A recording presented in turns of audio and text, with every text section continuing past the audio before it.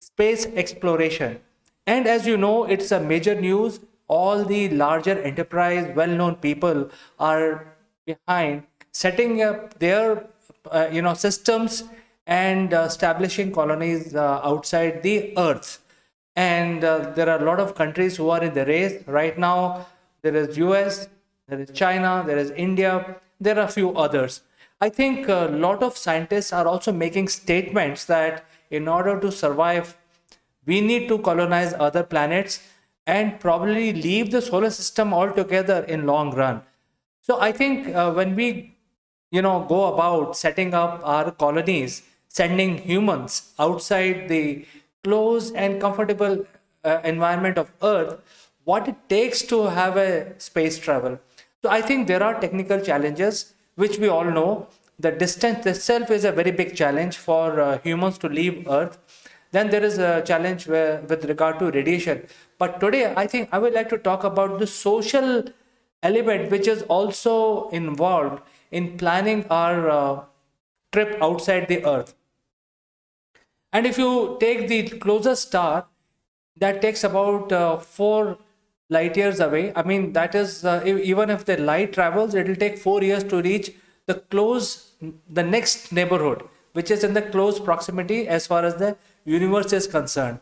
So when we have to go to Alpha Centauri star system, there are very promising signs that one of the planet, which is Proxima B, is very similar to Earth in terms of gravity and in terms of heat signature. It may have liquid water on the surface, and it will also have a surface. So I think it is a very close candidate to send humans out to Proxima B planet. However, with current technology, it will take about 32,000 years. So there is no way we can actually travel. 32,000 years is like an eon. The only way we can plan such a trip is we make the generation starships.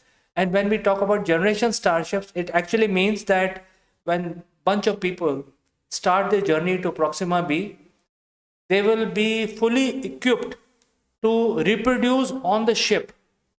And by the time they reach Proxima B, they will multiply, and there will be a separate humanity riding on the spaceship.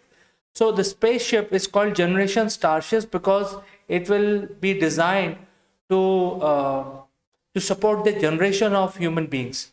So scientists have done a lot of these research, and they have come up with a minimum number which can travel on this generation starship to start with. And this minimum number is something like 49 men and 49 women to travel, and they will be paired in certain genetical order, so that they can reproduce successfully. So having planned this trip out, I think we need to remember that when these people are going out, they will be moving far away from Earth, and they will not have too much influence from Earth. They will not be driving too many instances and examples from Earth. They will be in constant connection with Earth, but then gradually, as they move further and further away from Earth, that connection will start basically diminishing, and they will have to come up with their own methods and own systems in order to create a process.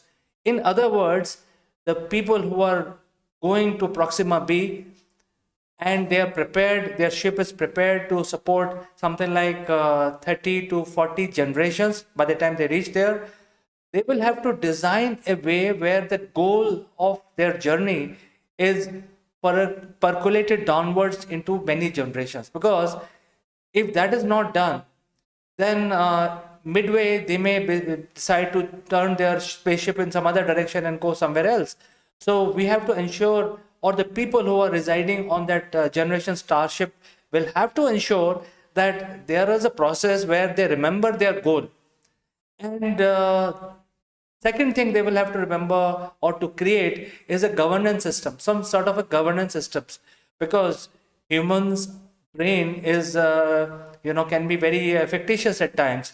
They may have emotional issues.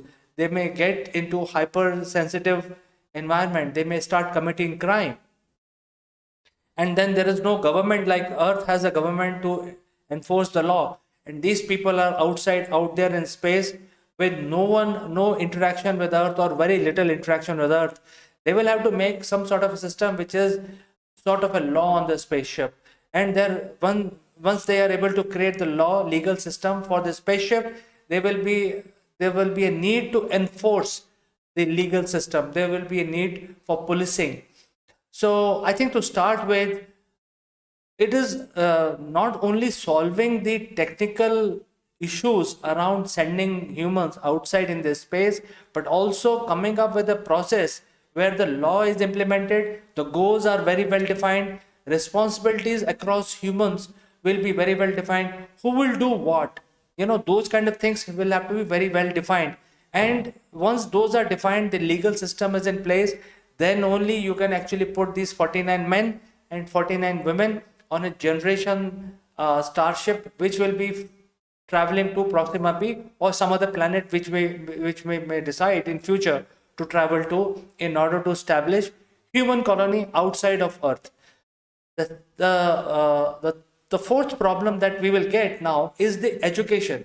When the offsprings are taking birth on the ship, what is that they are learning? On Earth, children study history, music, for a holistic development, sports.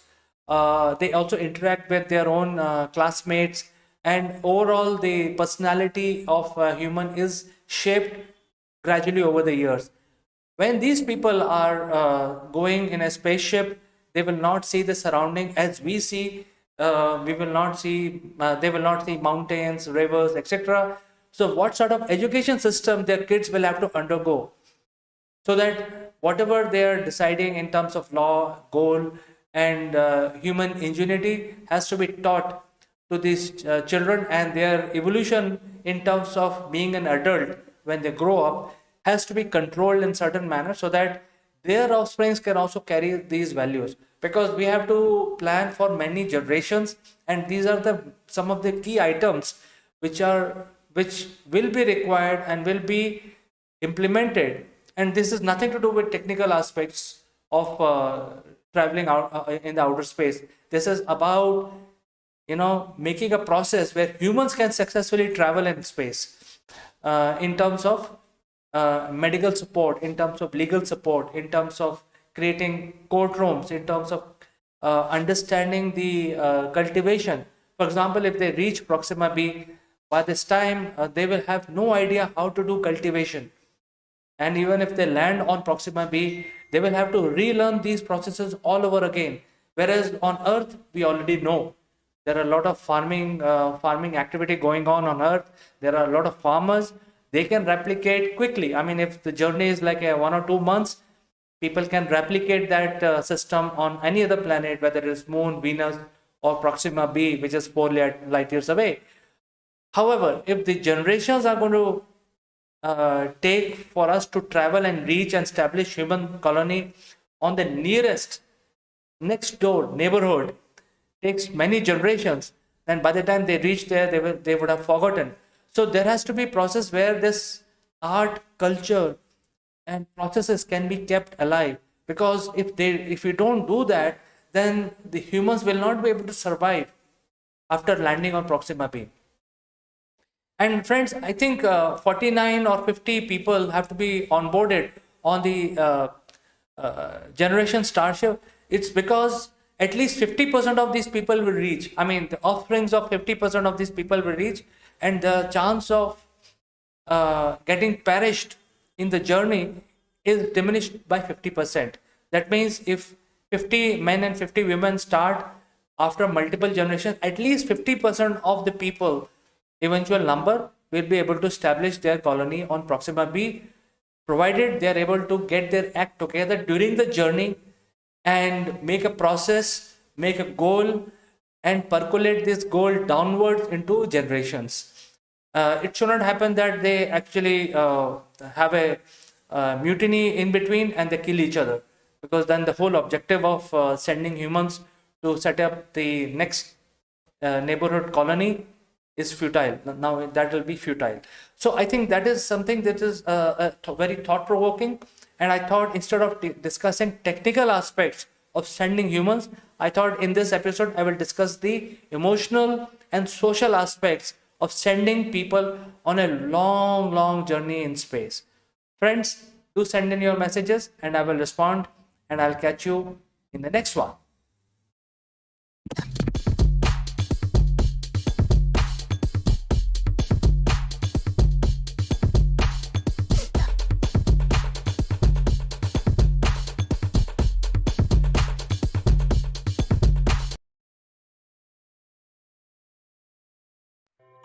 Hello friends, this is Chandra from Akulmac Technologies. Welcome to Top Brass. Today, I would like to inform you about the science of immunology and what is the contribution of India as a country or India as a civilization to the mankind. Uh, you know, like we are going through a pandemic, it's a global catastrophe, and we are taking precautions. We are staying in-house in our homes to remain protected because we don't have a solution against the pandemic. But this is not the first time that mankind has seen this kind of a situation. It has happened in the past.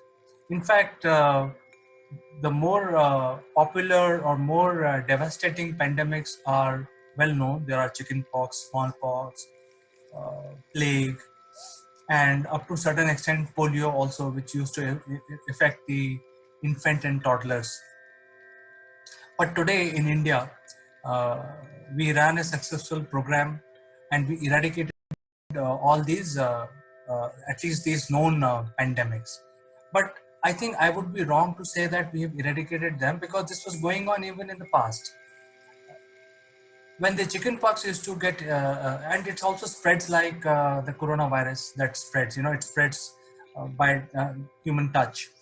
So if some person gets infected with, say, chickenpox or smallpox, the humans started observing that what happens if one guy who has say chickenpox, and if he survives that disease for the rest of his life, he will never get it.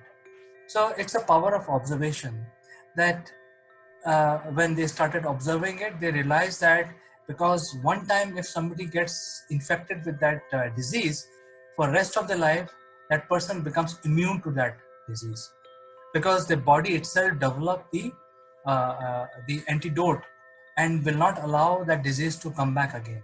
So in other words, the resilience of the body increases. So this was the observation, and obviously when humans, ancient humans, were seeing this, they would have done some experiment.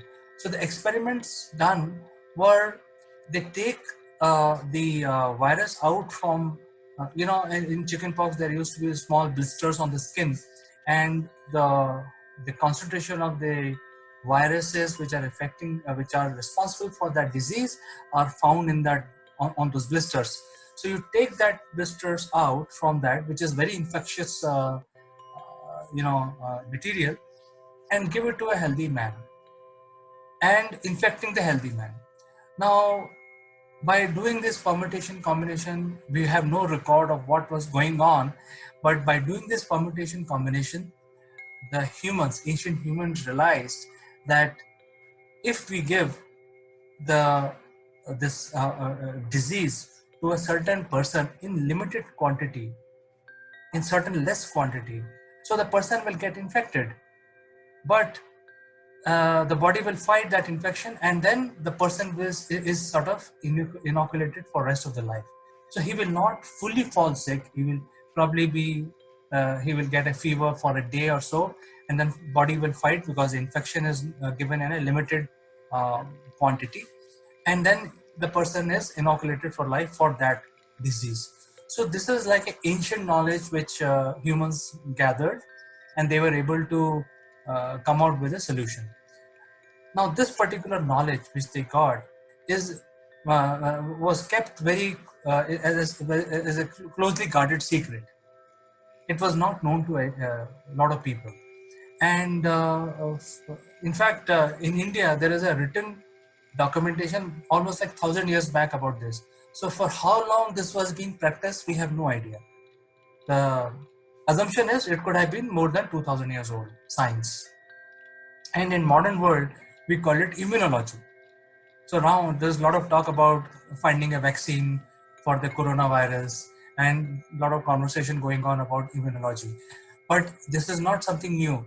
This was going on for quite some time. And only mistake Indians did it, that it was kept as a secret to the high priest only, and it was passed through generation to generation. In fact, the high priest, or the person who was actually uh, who knew this knowledge, how much uh, disease to be introduced in a healthy person in order to inoculate, were being called to Middle East, to Syria, to China, and eventually this knowledge reached China. And from China and India, this knowledge reached the rest of the world.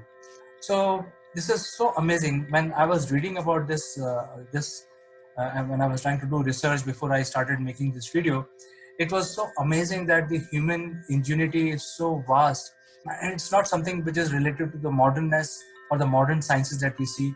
This was already known from 2000 years back, and the humans were working on the immune system even without the modern medical systems being available. Even today, the modern science have no answer to this pandemic. What we are also speculating that some people will have, uh, natural ability to fight the infection which is caused by the virus. But we don't have data to back that up, so I will not talk about that.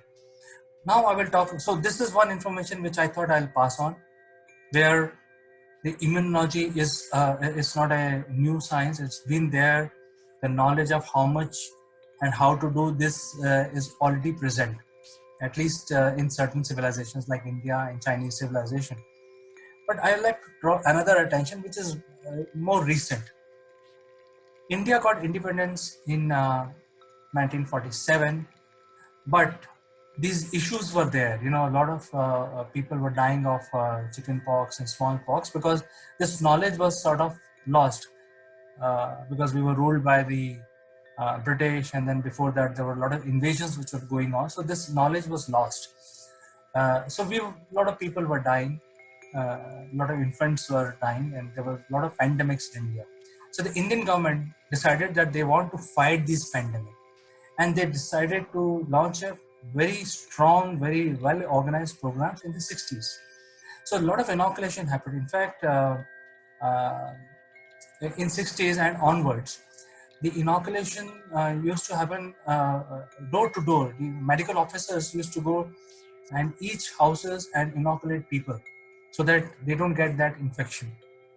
So 60s there was inoculation. In fact, the technology of giving these inoculation was very primitive, because they had to inoculate thousands and thousands of people, because India has a lot of people.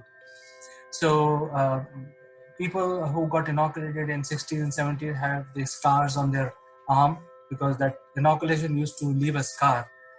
But after that, the government created a complete plan.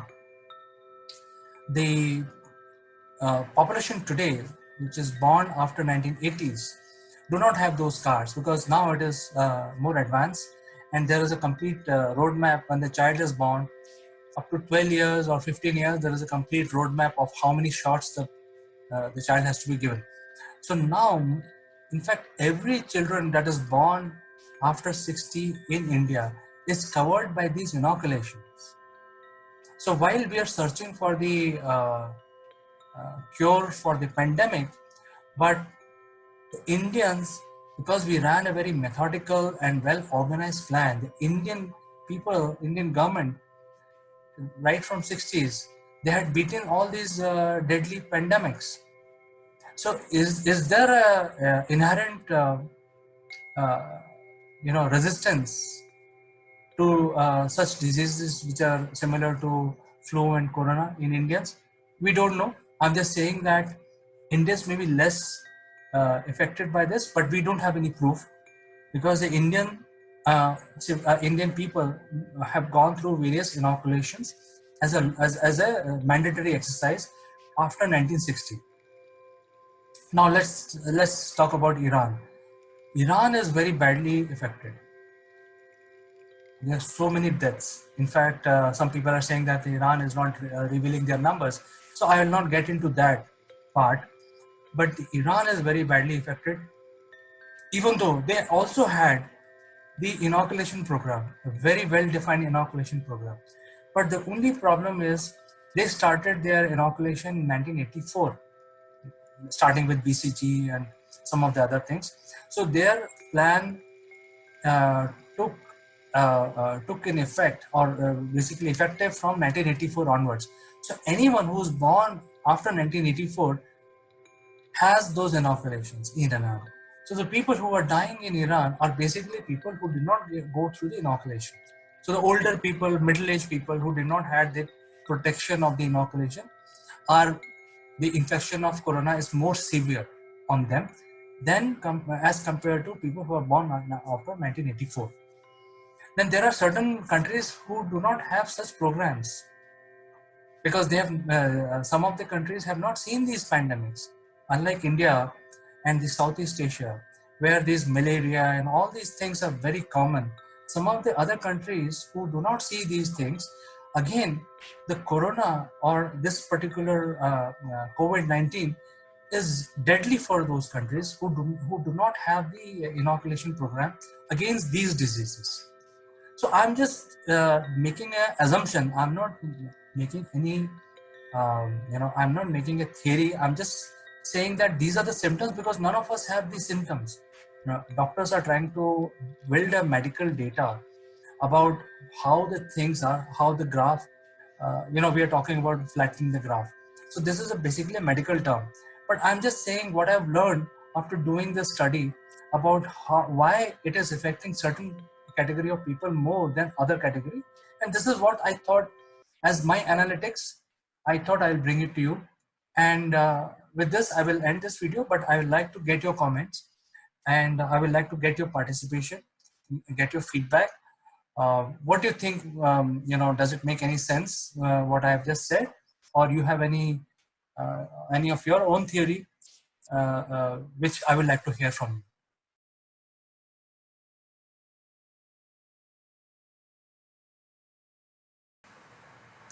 Hello friends, this is Chandra from Akulmac Technologies. I'm also one of the co-founders of this company, and today I would like to talk to my fellow citizens, Indians, and convey a message. As we all know that India as a country is a large country. It has a more than 1.3 billion people as a population, which is almost like 25% of the global population. So it has a huge impact on the world economy. And the Indian government has also set up a target that, rather two targets. One is Make in India. That means more and more work has to come into India. And the second large target for Indian citizens is to reach a $5 trillion economy.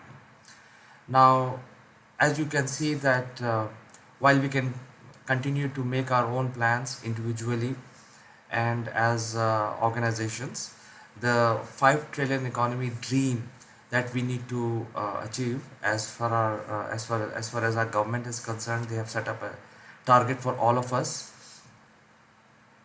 The issue there is a skill which are required. So there are certain skills which are being taught in the colleges and universities, and then certain skills may not be relevant for the future. For example, if there are skills which are related to something which is repeatable, those kind of skills may not have too much value in time to come, simply because those skills may be taken over by the artificial intelligence uh, and automation. So, what we need as Indians for getting more and more work coming back to India from the globe is these skills. So, we all know that we need various skills, and we need a lot of people being trained into different kind of skills. and that is when the $5 trillion economy dream will be fulfilled. Now, it has a very strong relationship. If there are no skills, there are no work, and there is no work, there is no 5 trillion economy. Having made this point, I'm sure most of you agree that success in life or achieving a target has nothing to do with your money or uh, the backing or whatever you can do for your company and for yourself. The two major qualities which are required in order to be successful and in order to achieve your dream is the leadership. Second is the teamwork. So these are the two qualities which are definitely required in addition to the skills that we need to develop. Because if there's no leadership and there is no um, attitude to work as a team, then it will be difficult to execute global contracts and generate revenue for the country. So I think these are the two skills which are very important, which is leadership and the ability to work as a team. So team player. These are the two major qualities which are required and which are very critical for India to develop. In addition to create new job opportunities and also create new skills, which will bring a lot of projects back into India. So as a professional um, and as an organization, as a professional, I would like to help my fellow citizens and you know impart these leadership skills for whoever wants our help. We will make you better leader, better team player. And the why I'm saying this is important, uh, because nobody is training leadership. Even if you want to be trained in leadership, it is very difficult to learn the leadership skills in a classroom. It has to be learned by doing things, and that is why people like me can impart our life journey and our experience with new budding skilled people and help them to be a better leader. And most important is to be able to work together as a team, and that is when the India will excel, and that is when we will basically achieve the dream of becoming a $5 trillion economy. So with this small message, you can write to me.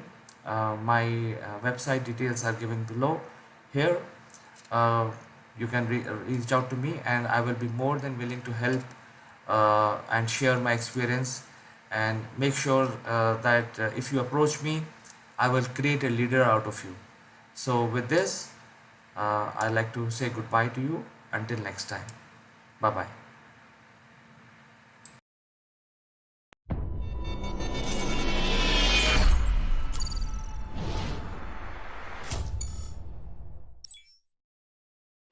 Hello friends, welcome to Academic Live. I am Kanchan Verma. Today is 7th International Yoga Day. We'll be discussing about this particular day and the repercussion and the utility of Yoga Day in our episode today. Do you know the yoga is being developed by Indus Saraswati civilization around 5,000 years ago. And it is also said in the inscription that Lord Adi Shiva developed and invented this yoga. So we'll be discussing more about with our guest about this particular day. So stick around to this episode till the end. You will get more information and you will enjoy this episode. Welcome back, and today, as you know, we are celebrating a special day, and we have a special guest on this episode, Ritu Gupta, who is the CEO of Four Seasons PR Agency. So, as you know, we are celebrating 7th Yoga Day today, International Yoga Day. So, let us invite our guest today and ask what this day means to her. Welcome to the show, Ritu. How are you doing today?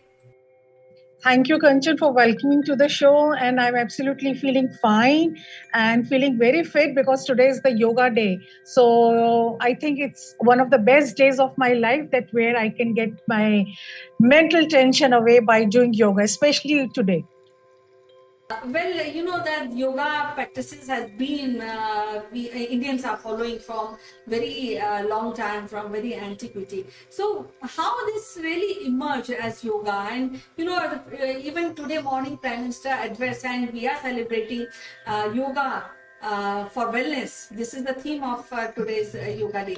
So. Let us discuss about how it really started yoga and what is the importance of yoga in day-to-day life.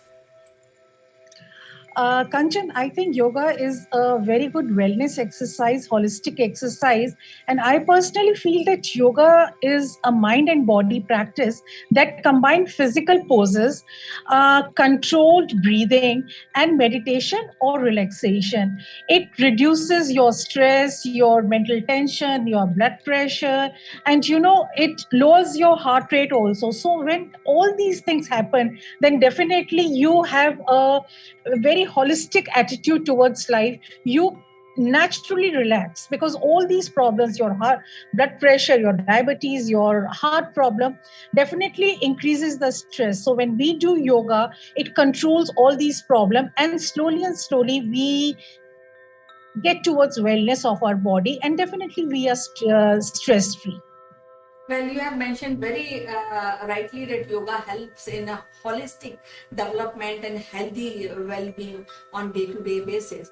Now, when we talk about yoga, and there are many asanas and many meditation techniques.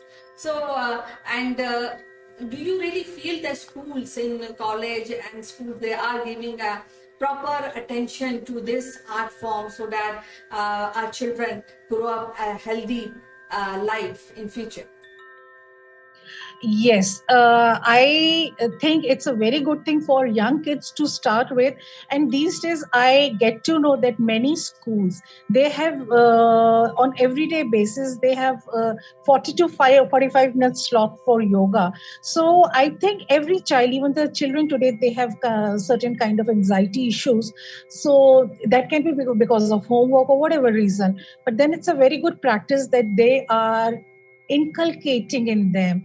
The schools, the government, the parents, they're inculcating in students to do yoga. So in today's time, in difficult time of pandemic, even I feel at home the students, they are doing yoga sessions, and you have all those yoga trainers available online. So I think it should be done because anyway yoga, even small kids, they can do. There are certain very basic asanas, and slowly they can move towards difficult asanas. So yes, the child should be told and about yoga. You see, as you mentioned, that it's very essential for the well-being and for the development of human body.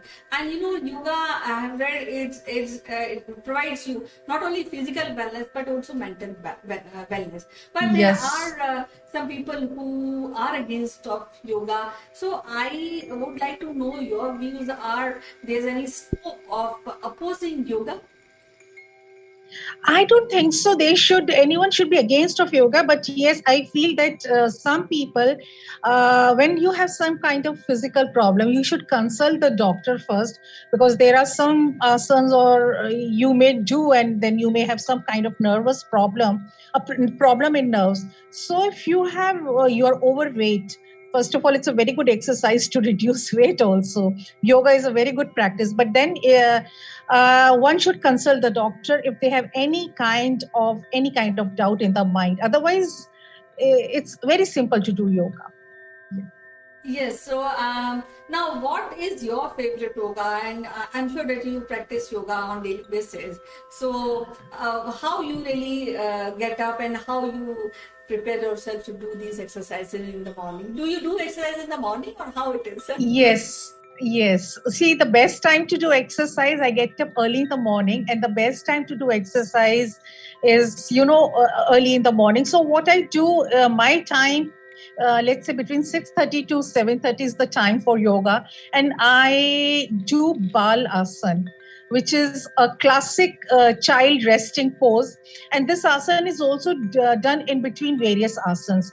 So in Bal Asana, it calms your mind, it releases you of stress and tension, and this pose also works as a great uh, reliever for your back problem, for your spinal problem, and it calms the lower back and nervous system also. So it's a very simple asana. It is also known as child pose. It is done, it's a kneeling asana. It is usually practiced before and after Sirsasana. Well, so I'm sure that many even international personalities are propagating yogas on various forums. Even our own Bollywood personality are kind of they have their own cassettes and books for yoga. So I think this is something very essential for well-being, and I think it should be practiced and should be taught from a very early age. But apart from this, Yes. I feel that.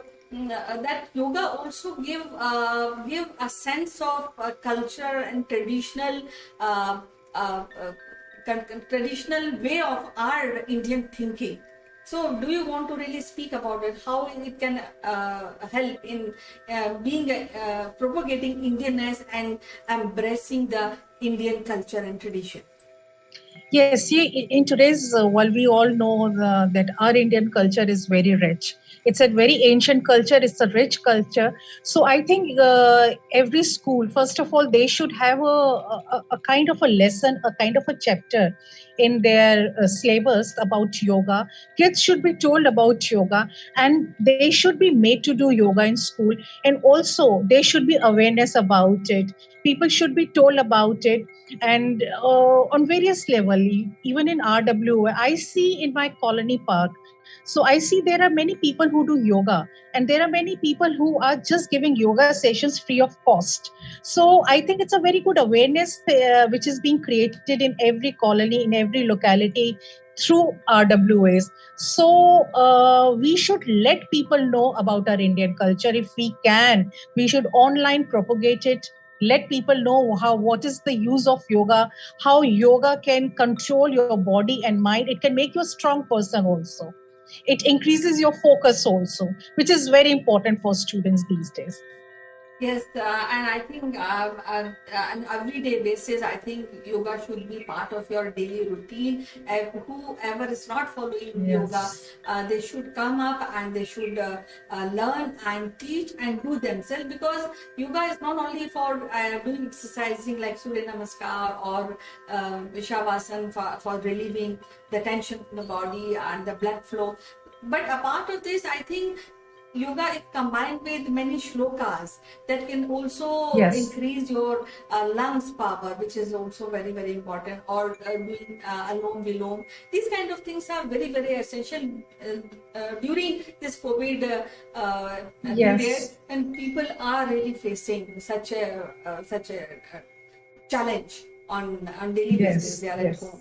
So any last thoughts about you want to convey to our listeners and viewers about this I particular issue? personally want to say those people who are efficient in yoga, who are doing yoga, who know benefits about yoga, should talk about it, should preach it. Among the people who are very much into corporate lives, they do not have time. They should tell them that how they can just take 10 minutes out of their life and should do, and they should practice yoga.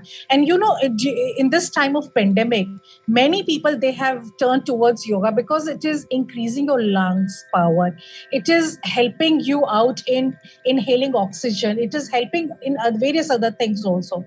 So each one, should teach one. This should be the slogan. Each one teach one. Each one should make other person aware about yoga. Right.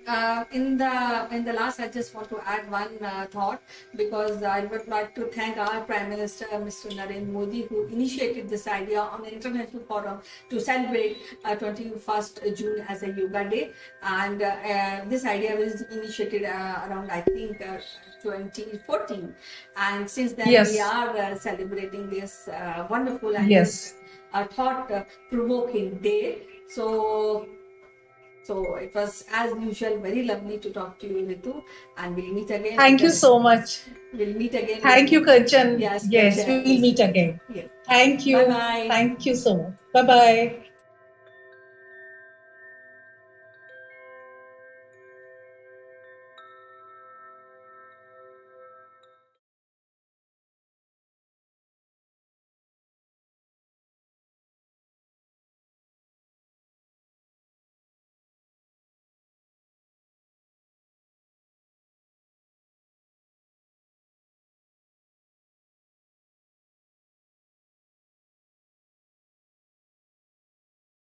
Hello friends, this is Akul Mac Live and I am Chandrakant. Today morning I received a email from my management consultant, very experienced management consultant with 20 years of experience, and this gentleman is asking for a job. I've gone through his profile and I'm really confused because the today's context, the type of client that we find and the type of business we are in is not what this management consultant has done. And therefore, that made me to think, what is the possibility of management consulting business today, how they should reinvent to stay relevant. And to have this discussion, I will be joined by a very, very senior personality from UK, who himself has been a very, very popular figure in the business. So friends, I'll join back along with my guest after a few promotional messages. Don't go anywhere. This is just a short break.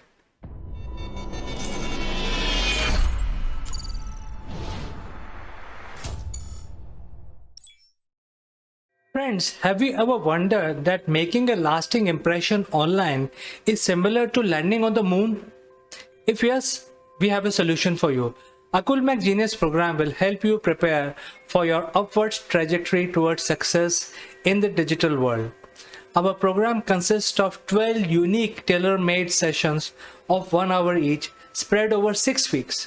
Akul Mac Genius program provide you practical knowledge about how to optimally use online video platform with lights, action, camera, as well as crash course in using virtual screens. The program also includes a session on the grooming and online etiquettes, which are important for running your online sessions and webinars. At the end of the program, our participants would be allowed to make their own videos, which will be published on a very popular business channel called Akul Mac Live. This will provide global recognition to all our participants. If you like what you hear, then using the link in the description below, join the program straight away or visit www.akulmac.com.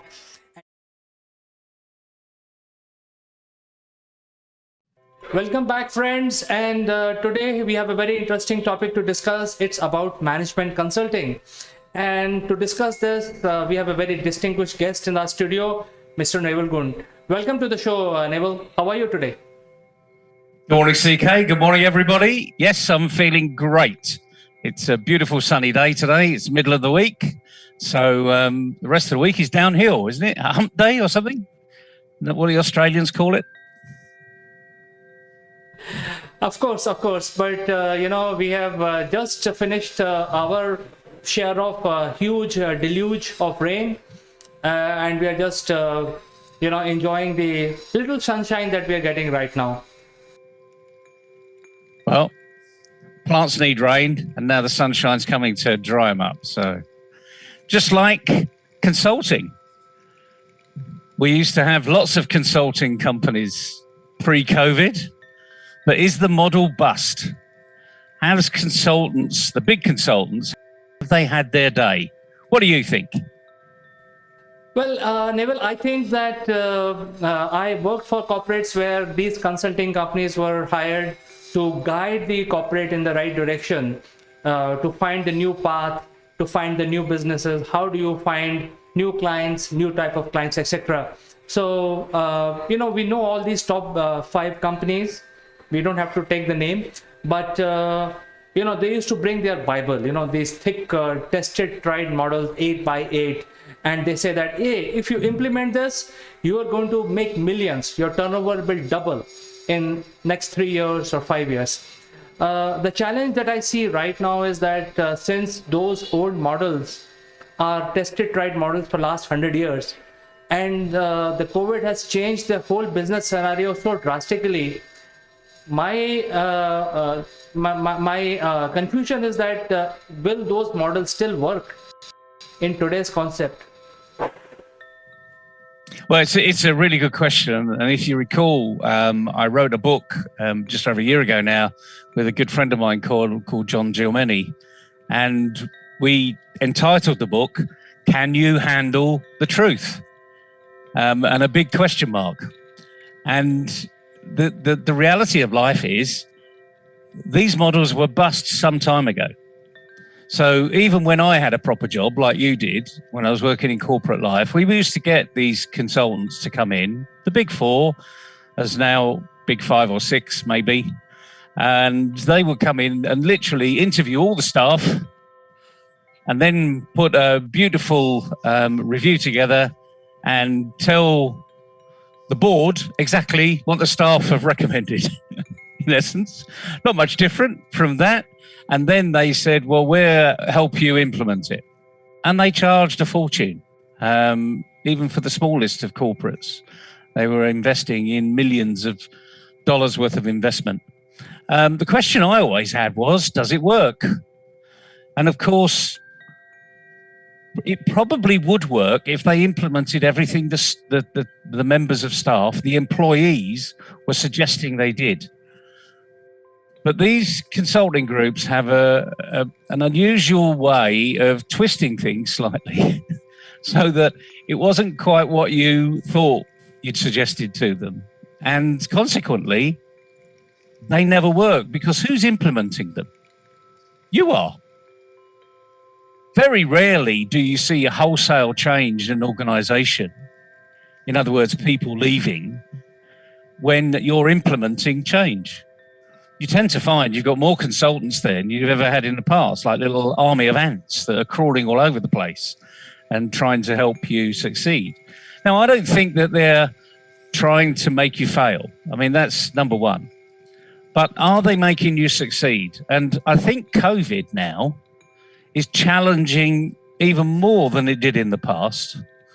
But it's challenging all of those organizations to say, so how have you succeeded over that period? How have you survived?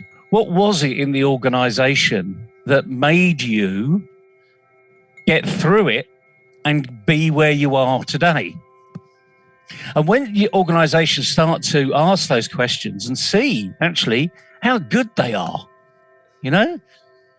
and some of these are small companies and some of these are huge companies, but they've got through a storm. This wasn't a storm that could be predicted. This wasn't on the weather map. There was always the zombie virus that people were talking about, the millennium bug. You remember that? 2000, what's going to happen when the clocks suddenly turn to the 2000 agenda as opposed to a 1999. And not a lot's happened in those arenas. But you couldn't plan for this, really. But you needed to it needed to happen when you're on your feet. So this is about how robust have your people been? How robust have your systems been? We hear about cybersecurity infiltrating the arena, but fundamentally the best form of cybersecurity is having smart people. Not opening that email that looks like it's come from Coca-Cola, but actually it's got Coca-Cola1.com. Well, that's not a Coca-Cola address. There's someone that's been very smart. So I think where we are is we're in this, are we in this no man's land? I think we are. What do you think? Do you think we're in this no man's land where people are saying, can we put the old models back? Can we bring in our previous consultants to help us through this period? Now we're coming into, we've survived, but now we want to look at growth. Will they automatically go for their consultancy model and bring in people that have helped them in the past? I think these are big questions. I'd be interested to know what you think. Well, Neville, I think this idea triggered today morning when I got an email from a friend of mine, and he said that his friend is looking for a management consulting role. Do you have some leads?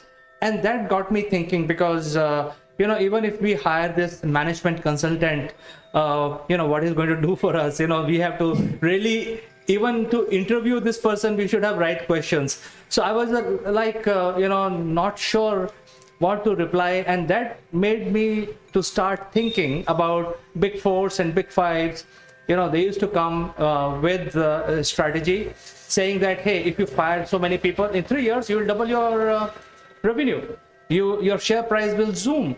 And that is what they used to do. Actually, you fire a lot of people, give them a golden handshake and let them go, and over 3 years it's a no-brainer. Your share price will improve, the CEO will make his incentives and move on. So that used to be the plan in those days. That plan is not going to work now, because everybody has moved on. There is nobody to fire. So how do you steer the company in the right direction?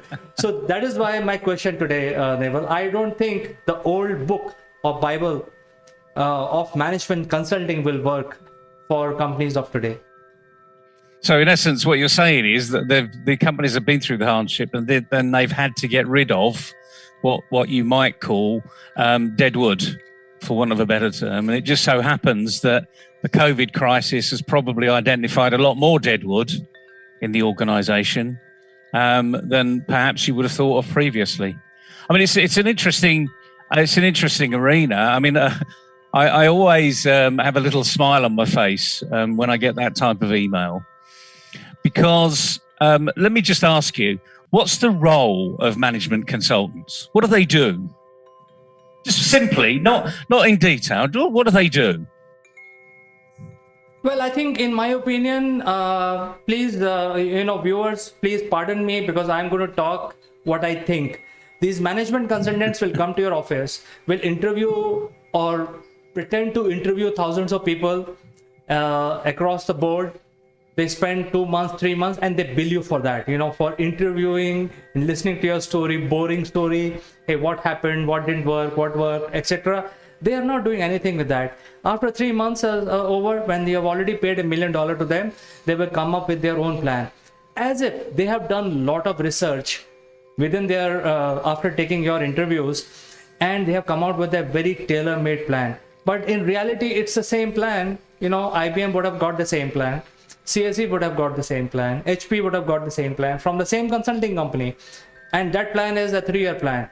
You implement this matrix 8 by 8, get rid of deadwood, and within 3 years, you'll find new clients, you'll find new revenue, your share price will double, and they will walk away with their incentive after 3 years.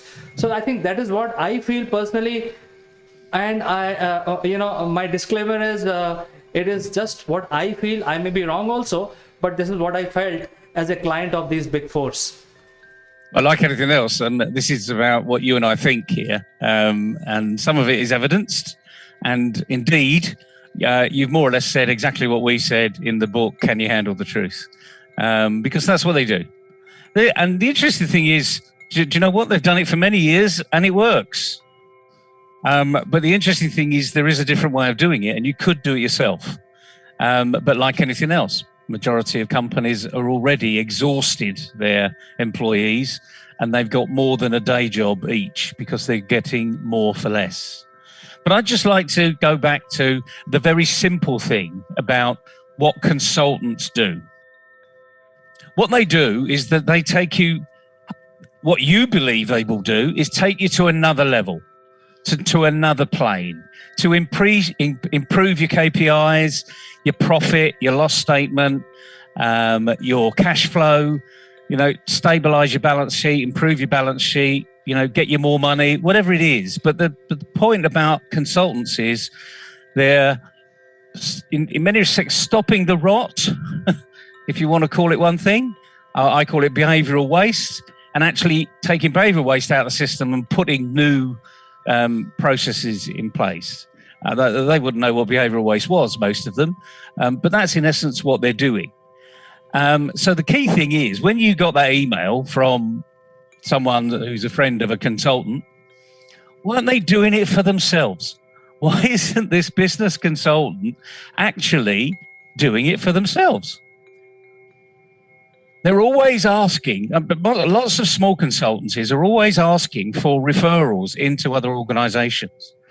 And the interesting thing is, I don't want a referral in. I want to go and say, so what are you doing? How are you doing this? What are you doing about it? Because that's what they do. That's what consultants do. They ask questions. But they're not asking questions of themselves. Where am I getting business from? What is my core business? How am I going to grow? What processes am I adopting that are a complete waste of time? What processes should I be adopting? And I think this is the challenge, actually, of the small consultant. Because the really good ones are always employed. Always. They've got more work than they can actually take on. And the thing is about the next tier it's like boom and bust. When they're employed, it's great. When they're not employed, they're asking for referrals. They need to start asking themselves questions. What was it I did when I was fully employed? What was that client saying to me? How am I going to promote myself? Because that's how they get into the next tier and be fully employed. It really is as simple as that. I don't want to make it complicated, because it's not. It might be difficult because you've never done it before.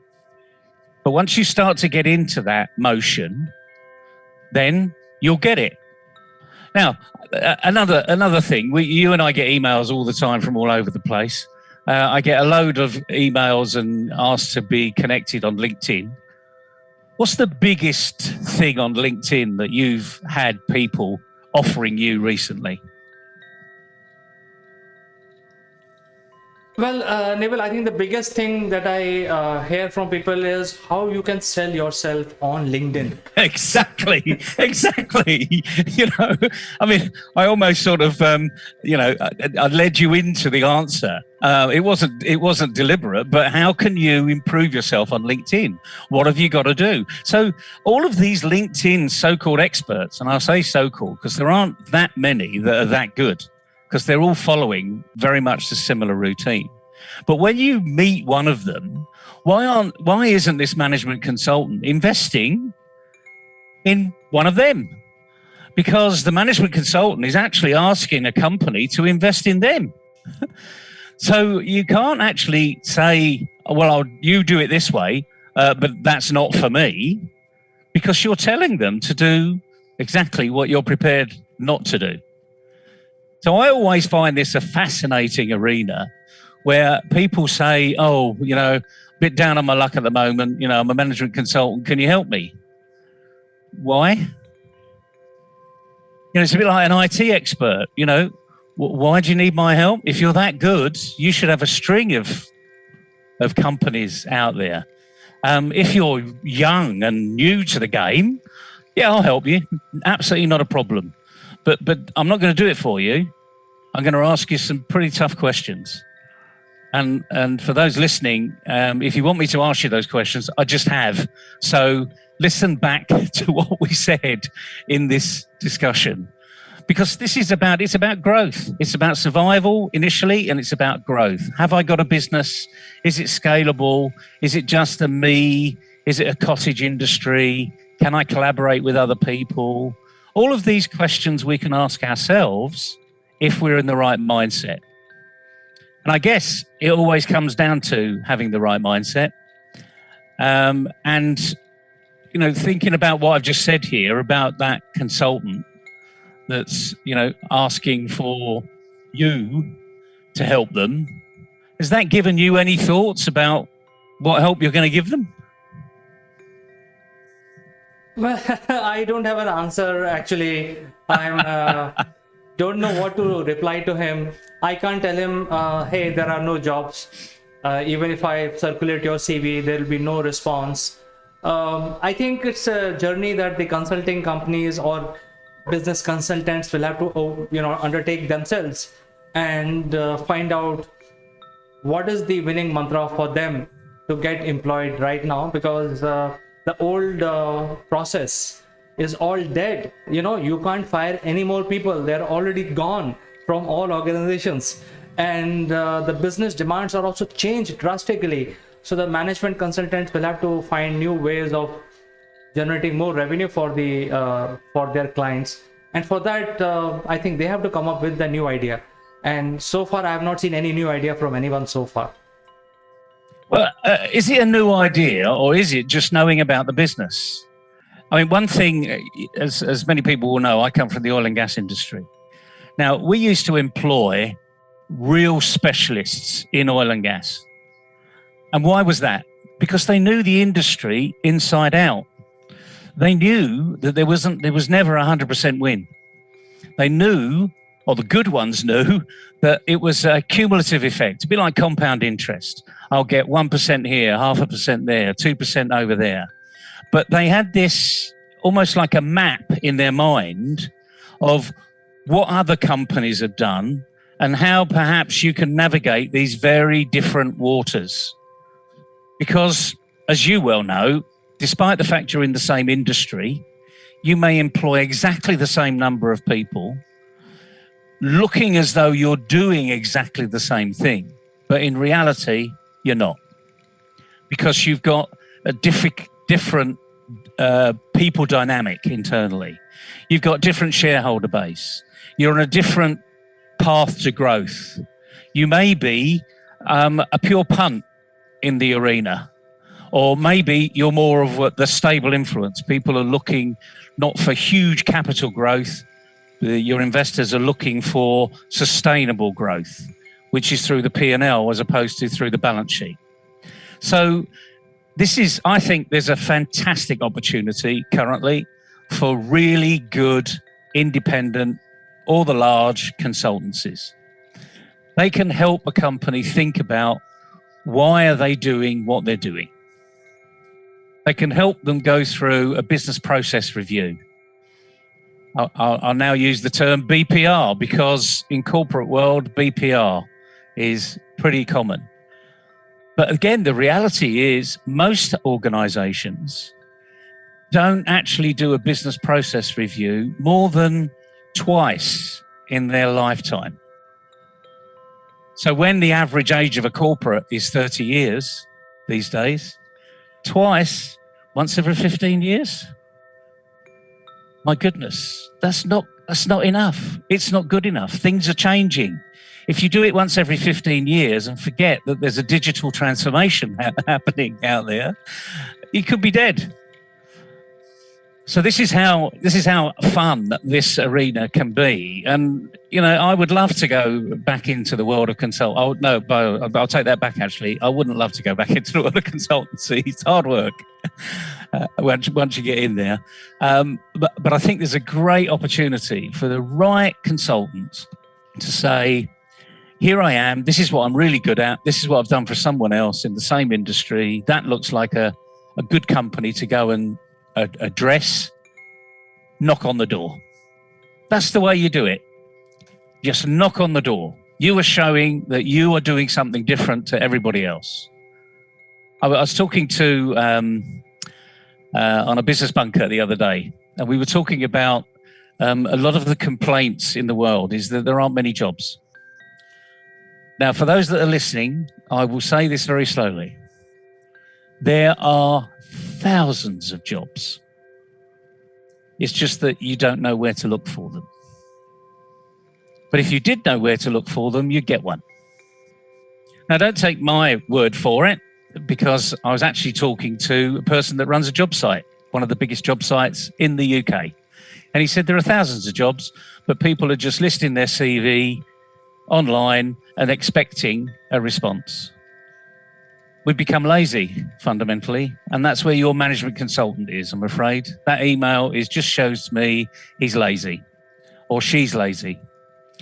And my advice to them, if they're listening, you can send them this interview, is go and do it for yourself, because that's the only person that's actually going to make it work. Because who knows what opportunities are out there until you start to knock on the door. And the other thing is, go and find a specialist on LinkedIn. If you look at my inbox, I get 20 or 30 offers every day. We can get you 20 or 30 leads every month. You know, guaranteed 20 or 30 leads. Well, if you're a small consultancy, and the price for those leads isn't that much, actually, as long as they're good quality leads, you'd be quite surprised over time. But again, if you're going to go down that route of lead generation, it's not going to happen in a week. You have to be focused on it. But of course, the management consultant will know that, won't they, TK? They'll know that overnight successes are not instantaneous. They've never promised an overnight success. So why would they expect it from somebody else? Just a little bit of fun this morning in the world of management consultancy, or any type of consultancy, really, because the same thing applies. That given you any thoughts, CK? I've seen you smiling at parts of what I've been saying there, as touching a few nerves and perhaps delving into your history. Well, Neville, I think you made a very good comment. That is, first, management consultant has to understand the business as it exists today, and then make a pitch. Because if he doesn't know the business, then there is no business for him also. So I think we can end our discussion today with this message that please understand the business today, produce a pitch which works, which people buy in. And if you don't do that, then there is no work for you, actually. So I think as a management consultant, you need to reinvent like everyone else. You know, we are also reinventing ourselves. So even management consulting arena needs to reinvent himself in order to stay relevant. So Neville, thank you so much for finding time and talking about this very important subject this morning. My pleasure, CK. Good luck, everybody, and go and knock on some doors. You never know what's available. And before you start knocking on the doors, make sure that your pitch is right. So Absolutely. all right, Neville, you have a good morning and a great day today ahead, and we will catch up with you tomorrow again on something even more interesting. Cheerio, everybody.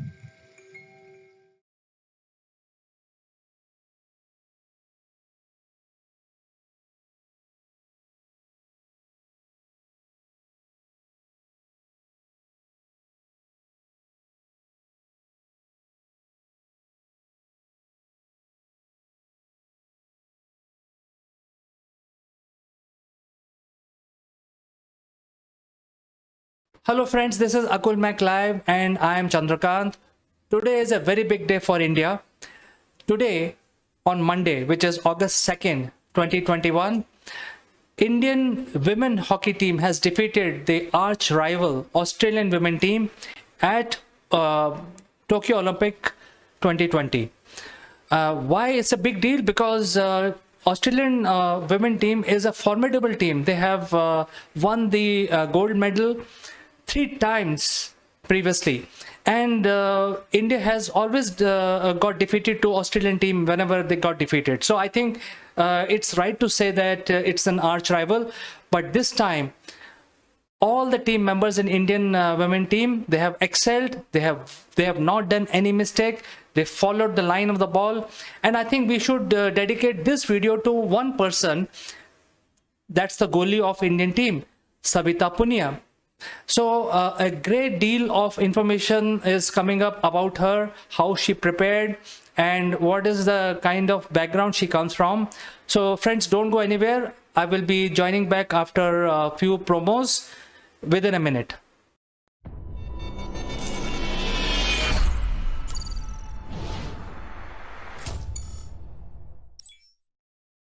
Friends, have you ever wondered that making a lasting impression online is similar to landing on the moon? If yes, we have a solution for you. Akulmac Genius program will help you prepare for your upwards trajectory towards success in the digital world. Our program consists of 12 unique tailor-made sessions of 1 hour each, spread over 6 weeks. Akulmac Genius program provide you practical knowledge about how to optimally use online video platform with lights, action, camera, as well as crash course in using virtual screens. The program also includes a session on the grooming and online etiquettes, which are important for running your online sessions and webinars. At the end of the program, our participants would be allowed to make their own videos, which will be published on a very popular business channel called Akulmac Live. This will provide global recognition to all our participants. If you like what you hear, then using the link in the description below, join the program straight away or visit www.akulmac.com and click on Genius program to know more.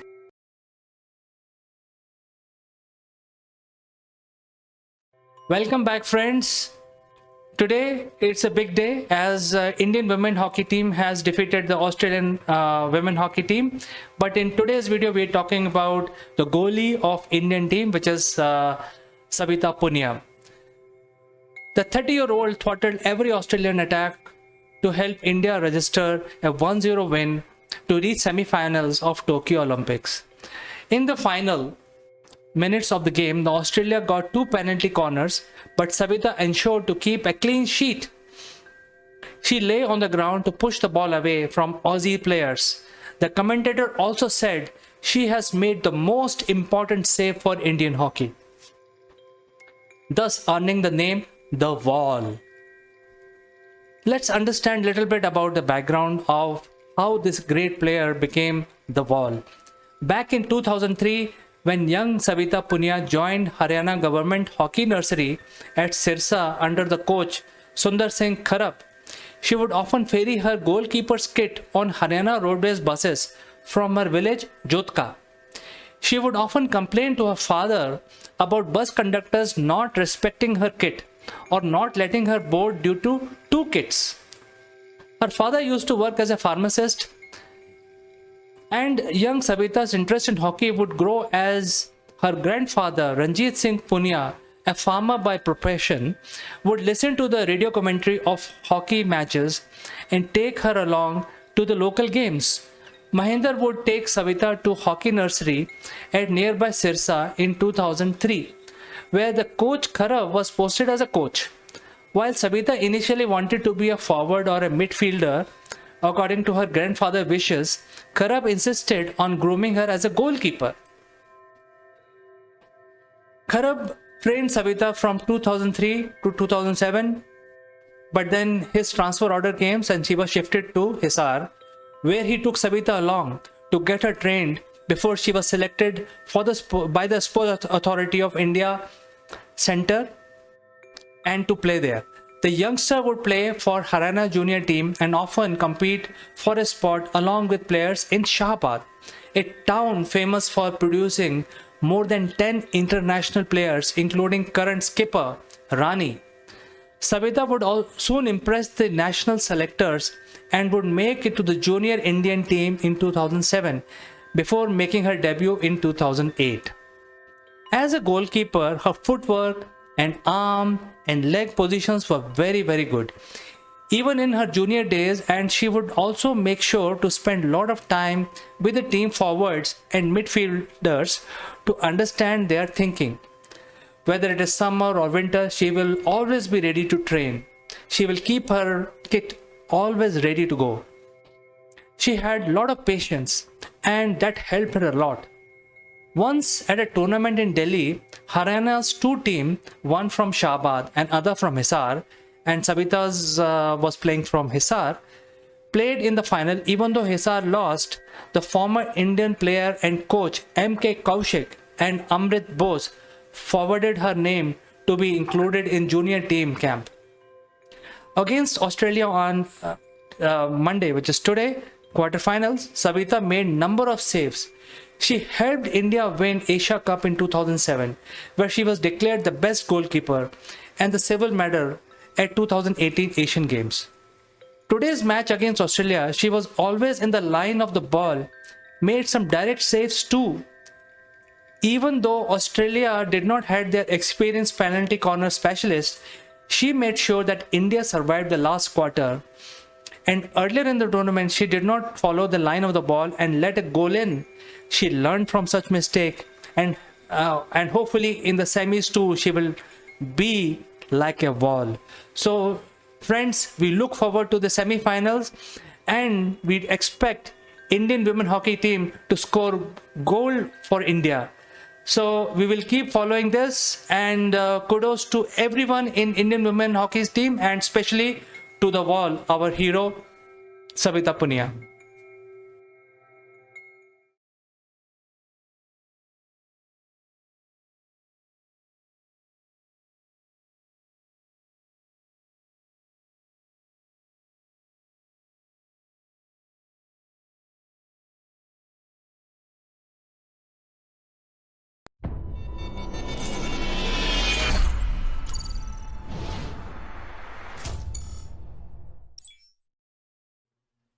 Hello friends, welcome to Akulmek Live. I'm Kanchan Verma.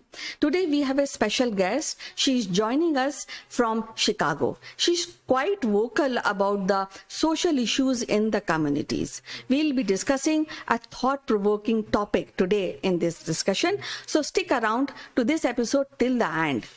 It will be very interesting and again, very informative for you.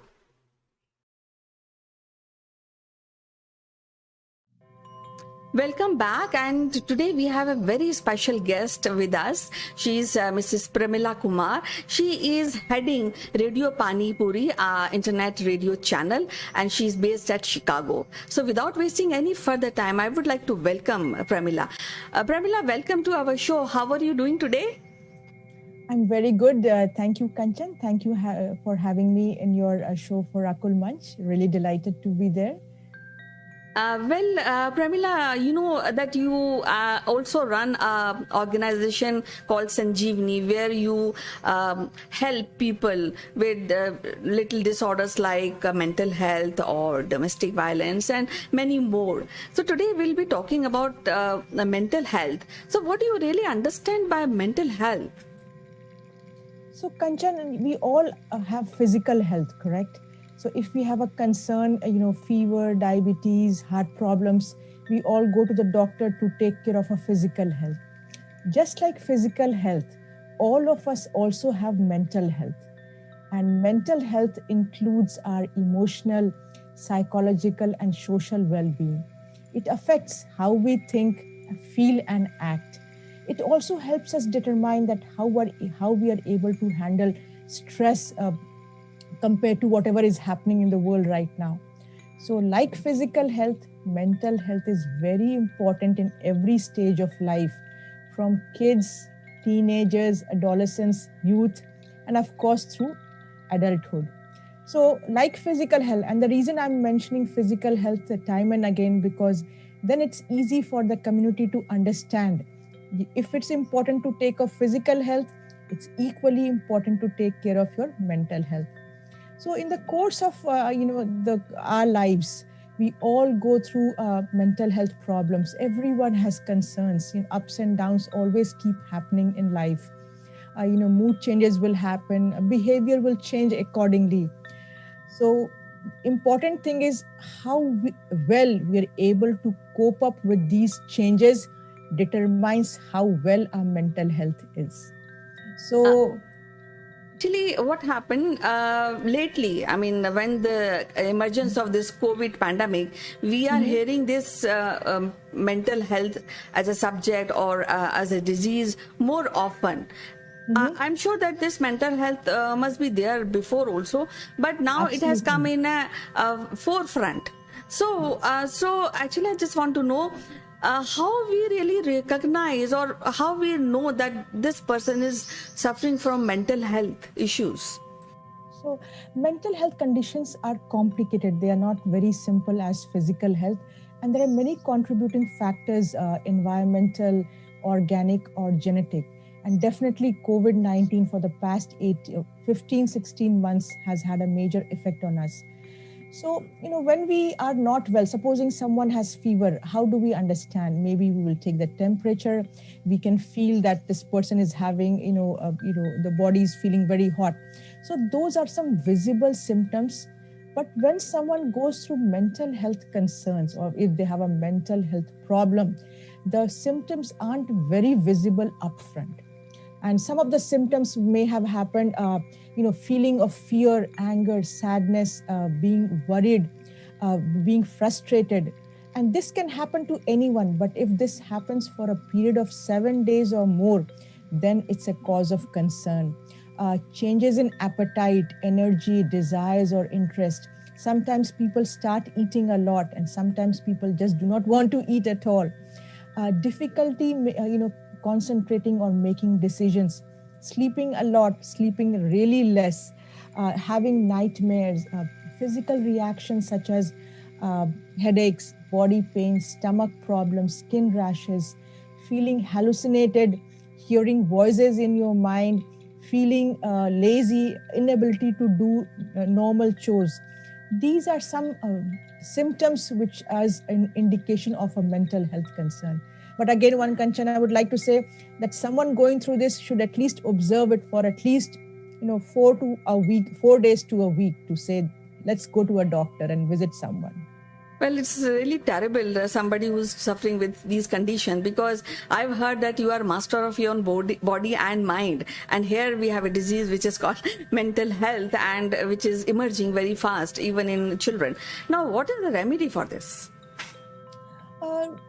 One of this is awareness and recognition to decide, if I'm not well physically, I will seek help immediately. I'm going to take medicines. If I recognize any of these symptoms of a mental health, it's always good to talk it out.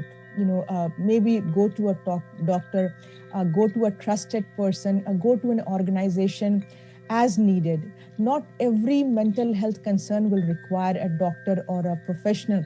Some of it has different kinds of remedy. But the important thing is to understand it's okay that I have a mental health concern. It's not a taboo. It's not a stigma. I'm not weak just because I have a mental health concern. So, Kanchan, that is the biggest thing which people should recognize. The moment they recognize, support is always there. Well, actually, yesterday we have discussed about how yoga can help in mental health issues. So I think that is also one, and I also feel that the awareness, as you mentioned, that it is very, very critical to have awareness about the mental health and how to really rectify this issue. So now in community basis, what we can do as a community for the person who is suffering, and is this mental health is curable? Can it be cured?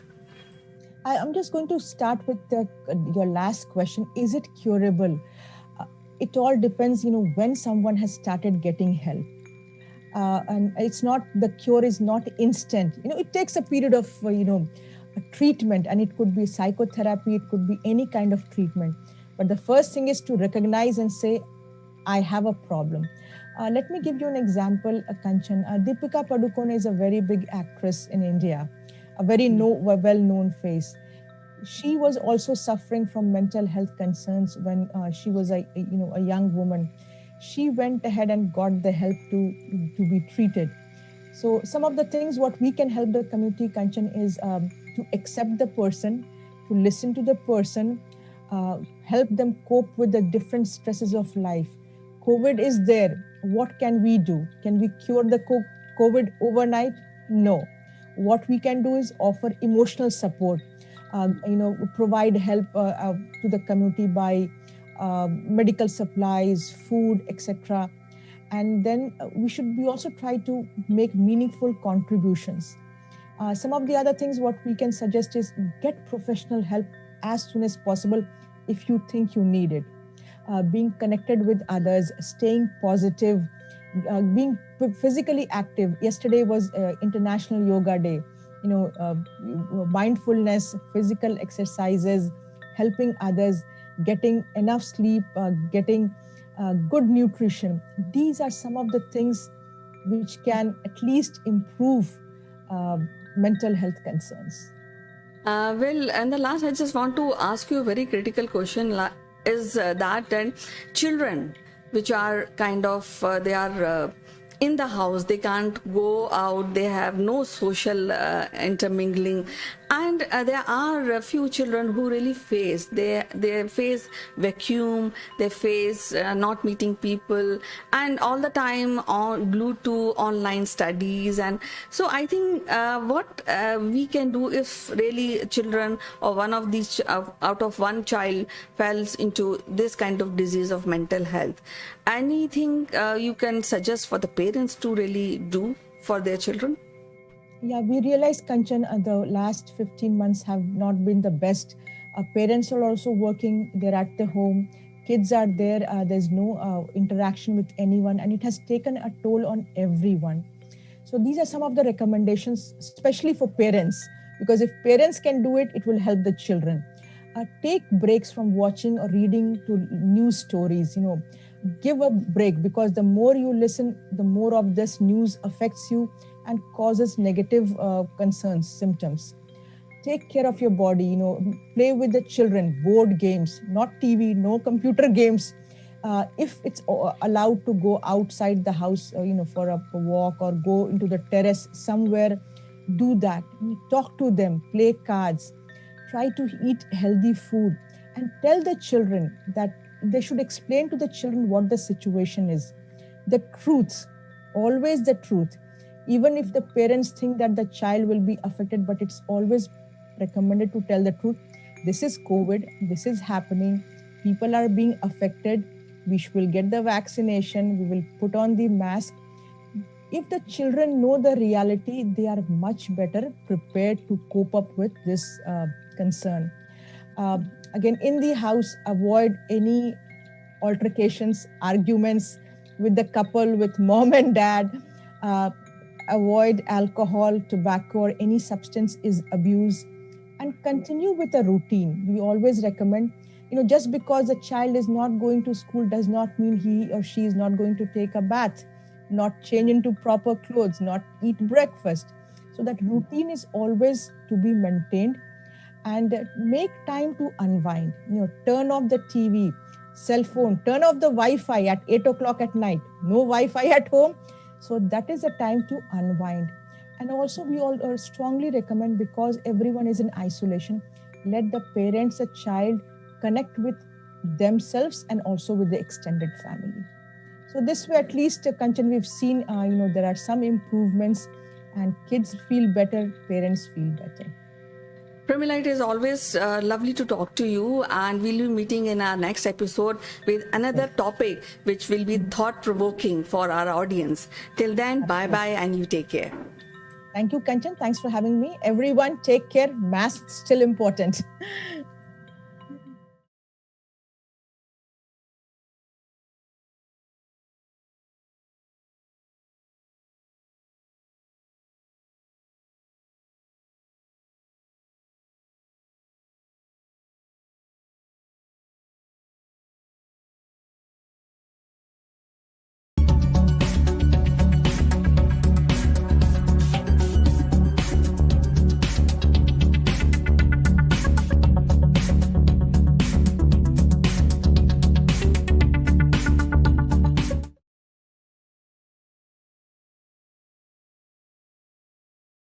Hello friends, welcome to Akulmek Live, and I'm going to bring very interesting facts about the movie industry. And if you remember that a few months back, Mr. Tom Cruise had announced that he's going to tie up with Elon Musk, space agency, to shoot for the first time in space. The Hollywood movie, which will be shot completely in outer space, all the sequences and all the action scenes will be shot in space in zero gravity environment. And then we had brought this news to you a few months back, and we also told you that the Russians have probably beaten the Americans once again, and they had blasted off in space for their own using their own space agencies, and for their own movie production.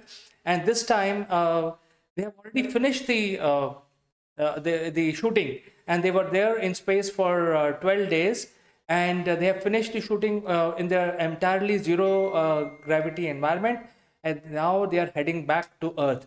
This movie is called Challenge, and this is starring a very popular actress in the lead role from Russia called Yulia Perislade. And the whole movie is about the emergency surgery being done in this space. And this is about the doctor, which is played by Yulia, traveling to space to ISS to perform this emergency surgery in outer space. So we will actually come to know more about this movie. I think the interesting part is this is the final frontier as far as the mankind is concerned, and this is the first movie ever shot entirely in space in zero gravity environment. So we are waiting to see how this movie comes out, because I'm sure the scenes will be very realistic. So friends, are you waiting for this movie or not? Do write in and send in your comments, and I will catch you in the next one.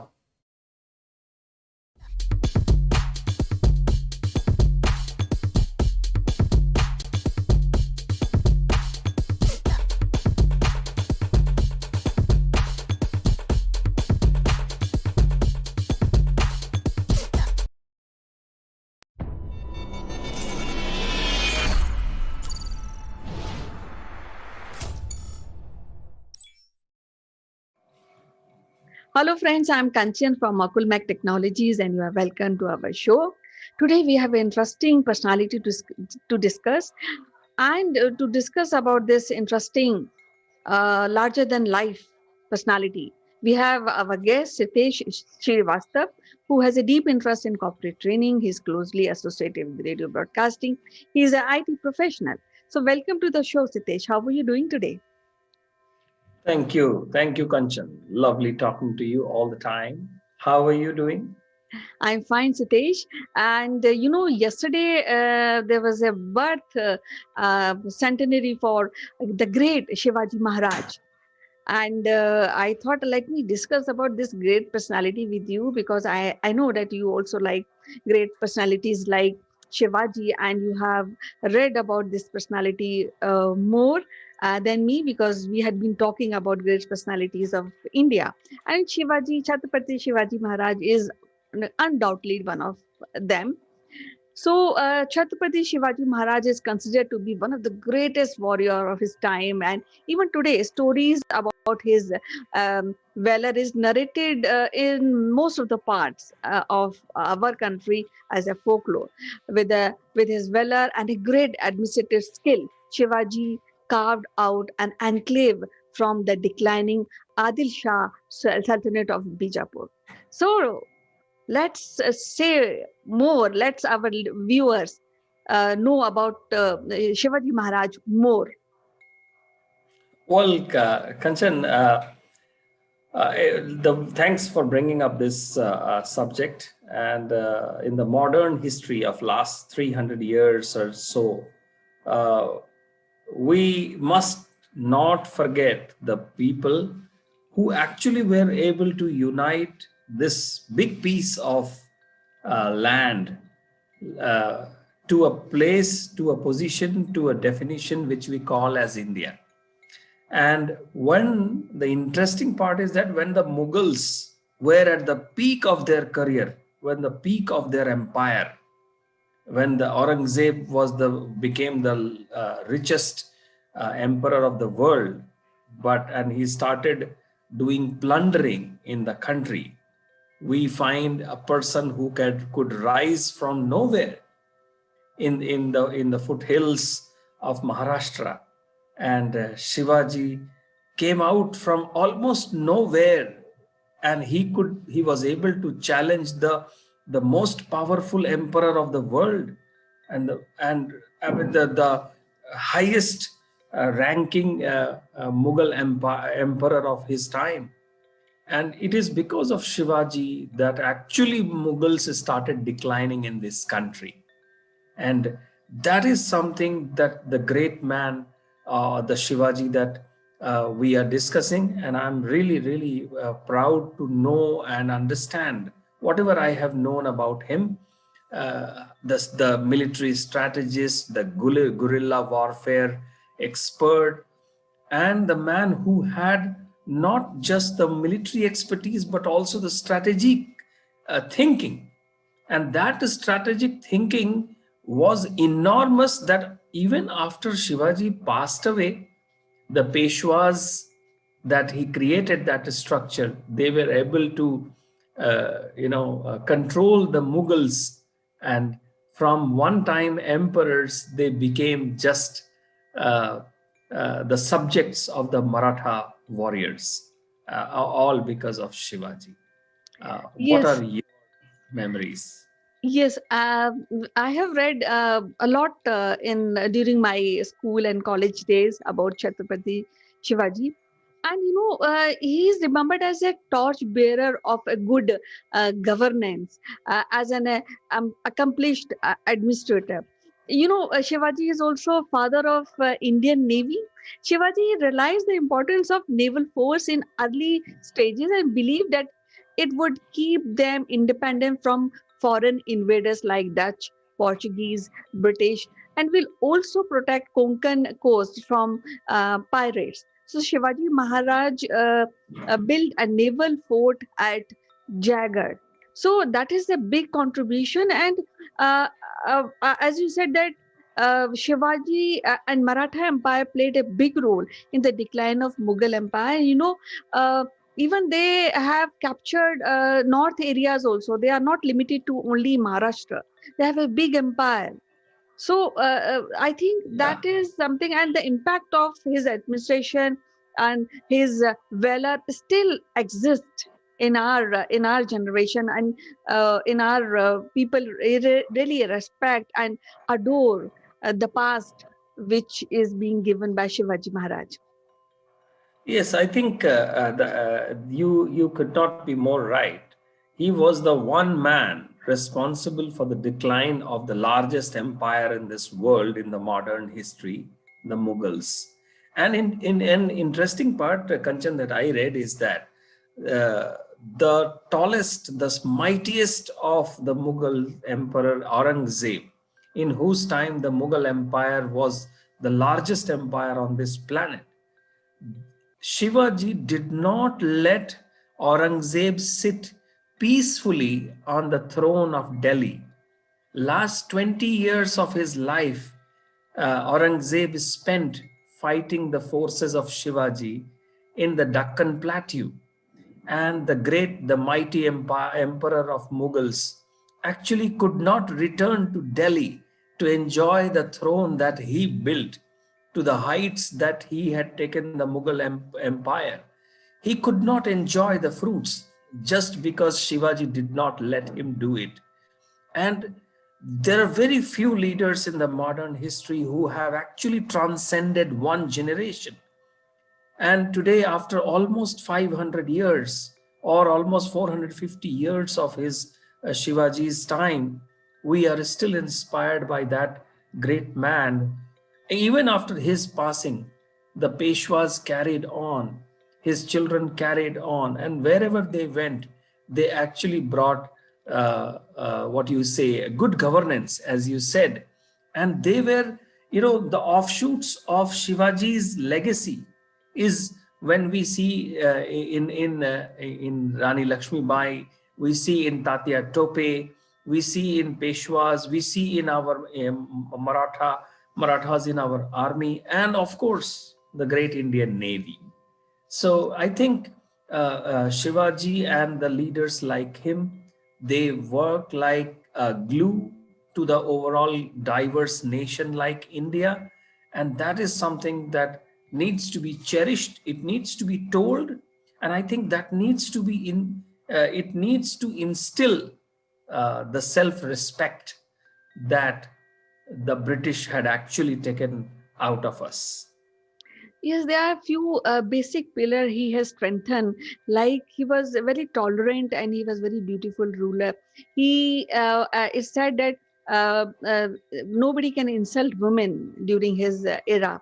rule, and they were all treated very well. Women were educated. And now, when we talk about tolerance and dutiful ruler, it is said. I'm just quoting him. I've read it somewhere, so I'm just quoting Shivaji Maharaj that he said, if a tree which is not a highly elevated living entity can be so tolerant and merciful to give sweet mango even when we hit by anyone, and being a king, should I not be more merciful and tolerant than the king? So when even during war, when he captured soldiers or kings, he used to treat them not mercifully, and that makes him great. And he also has lot of valor, lot of grit for war, because he also said to his men that never bend your head, always hold it high. So that kind of leadership, that kind of feel he generated among people, among his soldiers. And that is why, as you said, that the war tactics were very, very refined. And he has also done innovative military tactics, and he used the method by leveraging strategic factors like geography, speed, and it was used to be surprise defeat for more powerful enemies. So that makes him great. Yes, yes, Kanchan. And Shivaji is something that this country shall always remain indebted to, because the modern nationalism, if the start of modern nationalism can be said to have started from Shivaji's time, where he could think about this whole landmass as one nation and a community which believes in a certain kind of a governance and which respects its people and also focuses on the welfare. And that modern nation actually can be thought very aggressively from Shivaji's time, because that was the decline of the Mughals. And after the decline of Mughals, when Aurangzeb passed away in 1707, after that, the way Peshwas and the Maratha warlords, as they captured the Mughals, and by the time of 1757 of Plassi's battle, the Mughals were just remained confined to Delhi. In fact, they were paying taxes to the Marathas, and that is to the legacy of Shivaji, that he could bring down a whole big glorious empire to the foot. And then the last nail was dealt by the British, who took away the completely from the Mughals, and that's where the British took over.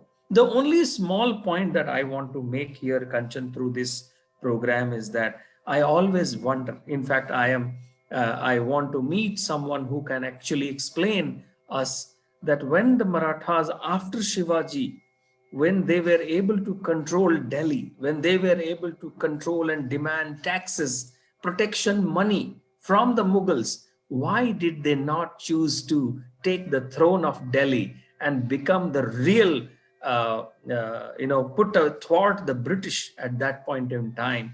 How could they fail to see what was coming? And that is something, if they would have done that, the Shivaji's glorious years, we should have seen much, much earlier in the independent India. What do you think? Yes, I think we are touching a very small aspect of great Chhatrapati Shivaji Maharaj Ji, because we need, I think, more time to really discuss about the strategies of Maratha Empire, and how they got guidance when Shivaji was alive. And you know that though the legacy of Shivaji will never wither away, it will be here, because you know, for the first time, Shivaji paid the army, Maratha soldiers, for their service for throughout the year, which never happened before.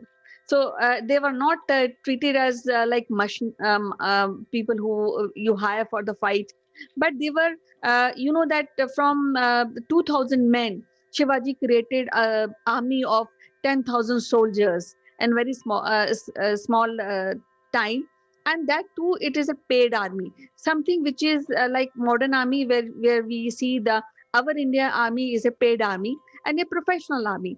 So that is something which is still going on in our army. A part of this guerrilla tactics which were invented and laid down, and of course there are some aspect of artillery teaching which has also been inducted in our modern Indian education. So that I think that is somewhere, the Shivaji's legacy will never go away, because we are so Yes. glued to this great personality that it's very difficult to really ignore him from our past. Exactly, Kanchan. And I think the lore, the folklore of Shivaji, the facts of Shivaji needs to be told as it is in our history books, in the schools, in the colleges, even in the management colleges, not only military colleges, but also in the management colleges. How do you transform not just your small piece of company, but you must be able to transform? How do you do on a larger public? And I think in India has treated the modern India, the independent India has treated well Chhatrapati Shivaji Maharaj. And I think most of us who have learned about him should not just do the lip service of talking about him, but do something about him. In fact, take his legacy forward, learn about him. In fact, I'm surprised, Kanchan, that is still lot of the literature written during Shivaji's time is still is in Marathi, and it has not been translated into Hindi or English for us to read. And I think that is important to come out what happened. And there is no wonder that our National Defense Academy, NDA, is in Pune, which used to be the capital of Chhatrapati Shivaji Maharaj. Yes, and I feel that Shivaji was a great soldier. We can't, as I said, we can't be away from the impact, the impression of Shivaji Maharaj on our lives. And it is good. Even today, people uh, follow his ideas, and some the war cries like Jai Bhavani and Har Har Mahadev. All that become later on kind of independent for independence. There were slogans which were taken from these war cries. A part of this, I feel that Shivaji was not a king who was centrally devoted to himself or to Maratha. He fought for national. He fought nationalism, yeah, and he fought for India. And nationalism was the core aspect of his whole life, of his whole work, administration, and of course, fight. Yes, Kanchan, and more we talk about the great man, more we should be reminded about the idea of a nation, idea of a modern nation that he was able to at least perceive in his time. And he was at the peak of the Mughal Empire. He was able to stand, and he was able to actually make them tired enough from where the Mughals actually went into the downhill. And I think that is something the Indian army, the Indian military strategists, and they need to basically remind themselves, remember. It has to be taught to our students and children from the young age. And I'm not sure whether we have some interesting what do you say, television programs or any do you remember any Bollywood movie coming on Shivaji? Do you Uh, remember? Actually, lately there was a movie, but it was not mainly on Shivaji. It was about his general. So, but then what I feel, it is so good that yesterday was his birthday, and we got chance to discuss about this great personality, which me and you, I think most of the people are mesmerized by his personality, the way they study. in the school, the war, warfare, innovation in warfare. So that gives group. We are very excited to really know more about this, and I think people should read more about Shivaji and his administration, the way he used to conduct warfares. And of course, the great thing is that he always very concerned about the honor of women, and people who were not giving a due respect to women, they were severely punished. So these few aspects which are into our Indian culture.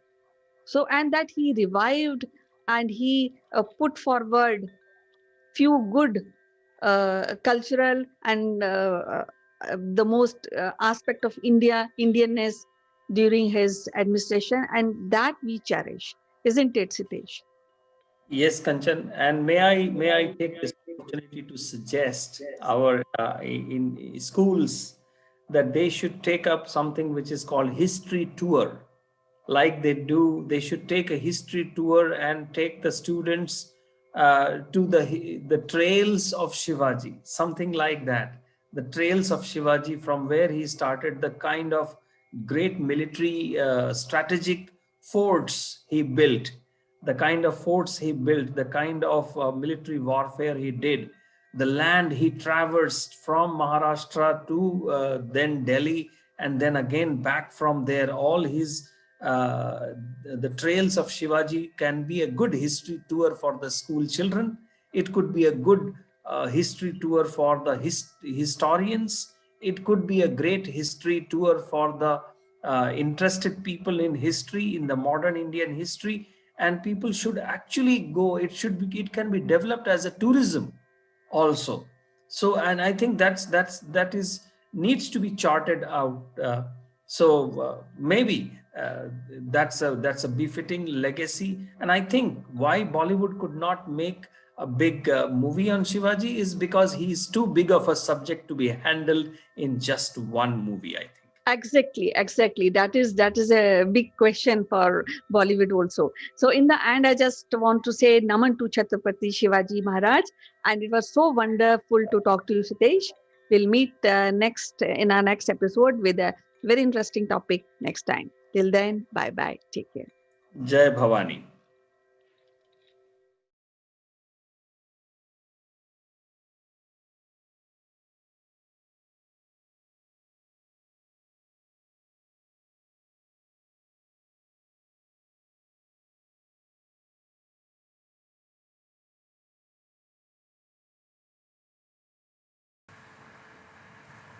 Hello, friends. This is Chandra from Akul Mac Technologies. Welcome to Top Brass. Today, we will talk about the relationship between democratic elections, which are going to be held in United States, and the position of Pakistan in FATF. So, for some of my viewers who do not know what is FATF, FATF is a Financial Action Task Force, which is a global organization, and that keeps track of the funding for unlawful activities, and primarily in the terrorist funding. And Pakistan right now is in the grey list. That means they have been diverting a lot of funds to promote terrorism in various parts of the world. And they are on a crossroad at this point in time where Pakistan can be blacklisted. And once they are blacklisted, then their economy, which is already doing very badly, and the current president of current government has started the reforms, economic reforms. So if Pakistan slips down into FATF blacklist, the reforms will also will not be possible, and it will further go down, and it will become an anarchy sort of a situation in Pakistan. However, it is in interest of India to make sure that Pakistan goes into blacklist. At the same time, the President Donald Trump is coming to India, and he is also facing a election this year. Uh, so as part of his strategy, he has to get his Afghanistan story right in order to win the election there. And it is one of the most critical tasks that the government of United States has to do is to withdraw troops. So Pakistan plays a very vital role in enabling that situation. In fact, if you look at geographically, Pakistan is in a very strategic location where they can support both east and west. And so Pakistan is not something which you can ignore at this point in time, especially with regard to US withdrawal from Afghanistan. And they are going.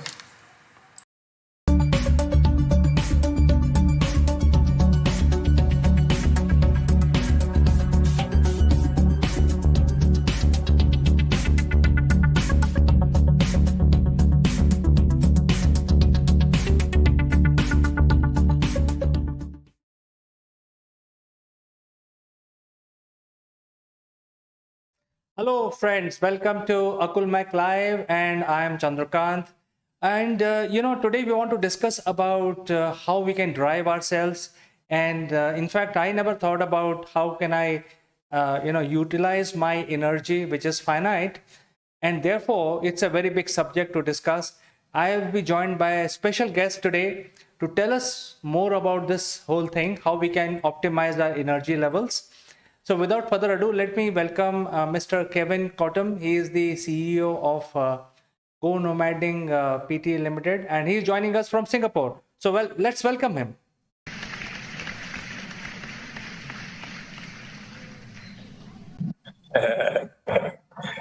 Drum roll.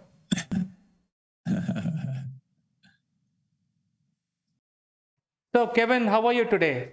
Welcome, and we look forward to learning so many new things from you today. Yeah, I'm good, thanks. I just got off doing a webinar for PayPal, and we were talking about energy management actually because of Mental Health Day yesterday, and so yeah, it was very exciting to do so. So I'm happy.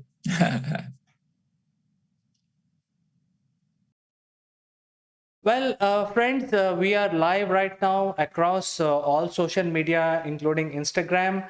And if you have a question, you can actually use the chat function to indulge with Kevin on the show live, and we will display your name and ask that question. So, Kevin, energy management, that is what we want to discuss today. As I said, I have never thought about energy management be linked to my performance and my mental state. What is your opinion about this? I mean, before we start going deep into it, can you tell us, how does these two are related? Energy and management, is that what you mean? Energy and management, how are those two related? Or yeah, well, so there's a book out called The Power of Full Engagement, which was written, I believe, in the early 2000s. And it's by Tony Schwartz and Joe Lure. And so they say that energy, not time, is the fundamental currency of high performance, which I love this quote very much so. So it's talking about energy, not time, as a fundamental currency. So currency can be money, can be a river, can be a current. It's all of this. It is a flow. So energy is a current, right? So and within us, it's very important that we understand that we all have energy. We're built on energy. That's how the world exists and the planet exists, is on energy, not necessarily on time. And how we fill the time. And I think for us today is how do we manage this energy that we have, or lack thereof of energy? And because of all the situation of mental health and all of this particular, I would say that our energy is really taxed. I mean, it is the great thing about understanding it is that how do they come together? We consciously as human beings love to manage things. And so, but I think it's the awareness of understanding that first of all, our bodies and everything that we do is driven by energy. And so it's a currency, and it is finite. However, the great thing is we are renewable. We're just like a battery, a renewable battery. We are able to, if we use the right input. So that is important. And so that we get rid of the stuff that doesn't gain, that drains us of energy, but also bring in what actually accelerates and boosts our energy. And I think that's the important thing, is how do we balance that? How do we manage that? That's what we're talking about. I think many people would say that, it's a science, because you talked about energy, electricity, kinetic energy. We are like batteries and stuff like that. So how can we use science to understand what is our need and how we can plan it to our progression and also eventually increase our performance? Do you have any thoughts on this? Science, I mean, science has done an awful lot of work, I believe, in different areas around energy. You just need to talk about MC squared, M is equals MC squared, right? And so energy, and Einstein was an incredible input of how we can look at science and how energy is used. But I think, it's not just a science, it's also an art. And you brought that up a little bit earlier. And I just want to share with you, the art is in the management of ourselves and being able to do that, and mixed with the science of understanding that our energy is depleted, and our energy is depleted in different ways. And so the different ways that it is depleted and also boosted is through the mental energy, the physical energy, the social energy, the emotional energy, and the spiritual energy. So all of these are capacities, a way we can build our energy and gain from, but it also can drain us depending on the negativity and things. There's also a wonderful, by a scientist, and he's a psychologist, he's a scientist, and his name is Dr. Stephen Gilligan. And he says the river runs through you until it doesn't. So the river runs through you until it doesn't. So what does that mean? It means that this currency of energy is constantly running through you until it gets a blockage. It gets a dam that's put in front of you. It gets a congestion which is put in front of you. It gets, all of these are things that happen until it doesn't. Then that's when the blocks are happening. And that's where we start to find different ways of having to deal with burnout and all sorts of things that happen in our lives. And this has to do with the science of our bodies, right? And this is important, that we understand that we are energetic beings. And that is about movement. Everything is a movement. So you use the word kinetic. So whether it's kinetic or potential energy, right? Kinetic energy is the energy of movement. Potential energy, which is still, but it moves. There's still energy within it. It's bound. It's not free. And this is important, to be able to have the balance between this potential, which might be silent and unbounded inside, and to be able to mix it with a dynamic and bounded way of living, so that the two bounds, who equalize each other, help to certainly work together to give us that impetus of having an energetic body, and therefore we're able to make better decisions, better conversations, all sorts of things, and that can drive, because energy is what we move from. And how do you get it? I mean, you need to have the right food. Food can either drain it or also accelerate it. We have to have exercise. We have to have good thinking. We have to have enough sleep. We have to have water. All of this stuff is science, and it's also an art of how to create the good food so that it is actually, helping us. We get enough nutrition. So our bodies are science, and the way they work together inside of us is like an art form. So everything is helping us in that sense. Well, Kevin, I think what you're telling us, that we can use science to evaluate our energy requirement. We need to have right patterns to sleep, right things to eat, depending on our situation. So we can actually use science to find out what is my need, and then I can have the right ingredients to generate potential energy and kinetic energy within our body. So I think that part is clear.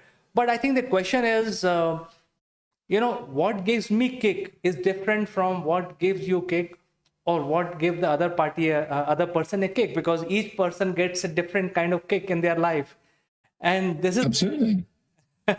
so I think science is very methodical. You can make your Excel spreadsheets and you can follow the diet patterns, sleep patterns, and all that. But when it comes to this aspect, which is the art side of whole thing, it's very difficult because it's very subjective. Do you have any suggestions to our viewers about, controlling their life by utilizing the energy in positive things? I think that is really why I'm asking. So I like to use the metaphor of a bank account. So a bank account, you have credits and you have debits, all right? And you also have a balance sheet, and you also have an investment portfolio, and you also have a variety of different bank accounts, perhaps. And we look at these individually. So in each bank account that we have, there might be the mental bank account, the physical bank account, the spiritual, social, and emotional bank accounts. And in there, we need to do an audit. We need to do an audit in our lives, what drives and gives us energy in that particular, or credits our energy in that particular bank account, and what also debits it. And so once you find out this audit, you can, because it is independent, it is subjective, it certainly is, everybody is different. Whatever gives you a kick, as you say, is different than what I get as a kick. So that's why the audit must be done individually, because it's not the same for everyone. But there will be some habits which do certainly overlap. It's just how do we do them and how do we interact with them. The important thing here is making micro steps towards a more energetic balance in your life. So I suggest is that you do an audit and you look at what credits and what debits that you have. And those debits, do you want to get rid of them, or do you want to transform them into something else, or do you just want to stop them completely? But it's a bit like looking at negative and positive, but it is looking at what boosts and what drains, or it's like credits and debits. So that's what I'm looking at, think of it as a bank account, because this is currency. Currency is a movement. And that is what we do in a bank account. It is always moving, sadly enough. It's mostly going out as opposed to coming in. But the point here is that often at different times of our life, that more is going out and not as much coming in the way that we have energy and things that drive our energy. And that's where the mental health issues have increased, is because the debits are high at this point in time. We need to find lessen, and we need to find more things in our lives that will energize or credit our life. I think you're using a very interesting analogy when you try to compare it with banking system and talk about debits and credits. But I think it's easier said than done, and you definitely require, any normal human being will require a guru, a teacher, who will teach all this about what gives you kick, because I think energy is finite and we have to utilize the energy in the right fashion. So do you have any suggestion, tools, techniques, or how do we do it, or people can reach out to you? What is your suggestion in order to properly budget our energy on a daily basis? Yeah, you need a coaching accountant. Yeah. So well, I think that first of all, it's the awareness, understanding the awareness, and most people don't want to spend the time to sort of, oh yeah, I get a kick out of doing exercise, fine, and then they forget about it. They don't realize and internalize that actually gives them something, and so that when they're not doing that kick, is that they start to feel lethargic. They start to have the effects of something like this, and they forget that that's what gives them the kick, or the energy, or the credit, a bank account.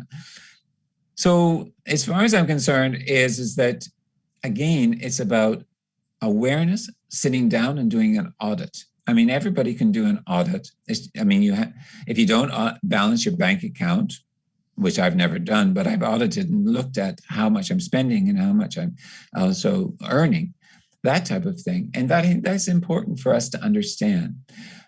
Working with a coach is absolutely incredible to be able to do that, because we can then look at what is energizing you and what is not in those particular, and we can talk it out. We can then identify it by writing it down. We can identify it through different processes. I have a variety of life hacks that I suggest to people, and whatever gives them excitement, and just as examples. And also, I think that is on my website. And also, I have a form, which is a life wheel, which is the investment portfolio that I suggest that this is how we are invested in our lives, which is in money or energy. And also, there's two different types of audits that you can do. And I think, yeah, so if people are interested, these are free downloads on my website. They're able to have this, which I think is important. Just remembering also the mindset is something that's important that goes along with, because that's energy as well as everything is. And it's what will drive, it will drive you. So mindset, when I was in Mongolia, a young girl said to me, mindset is your capital.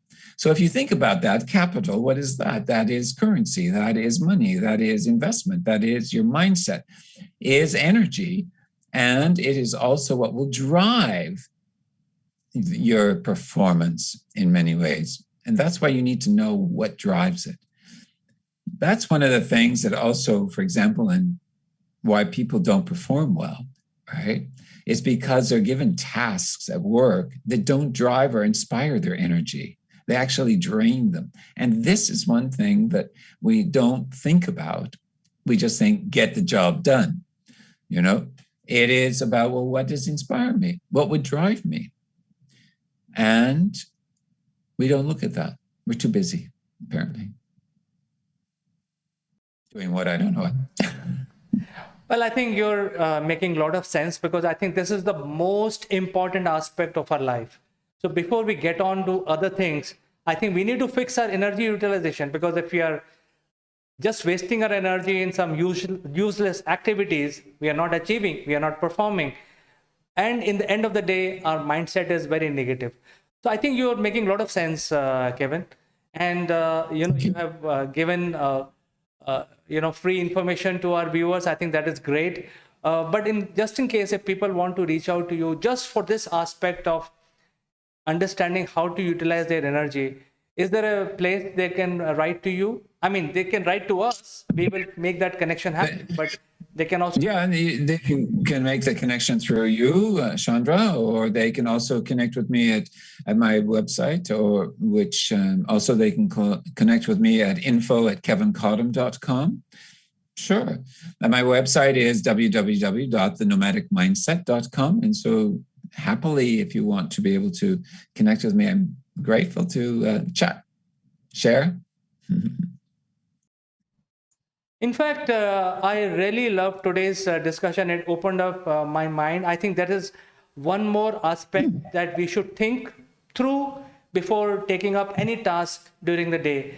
Apart from checking our mails and checking our calendar, I think this is something that we must also do. And you also use very powerful word today, which is audit of energy, which is finite.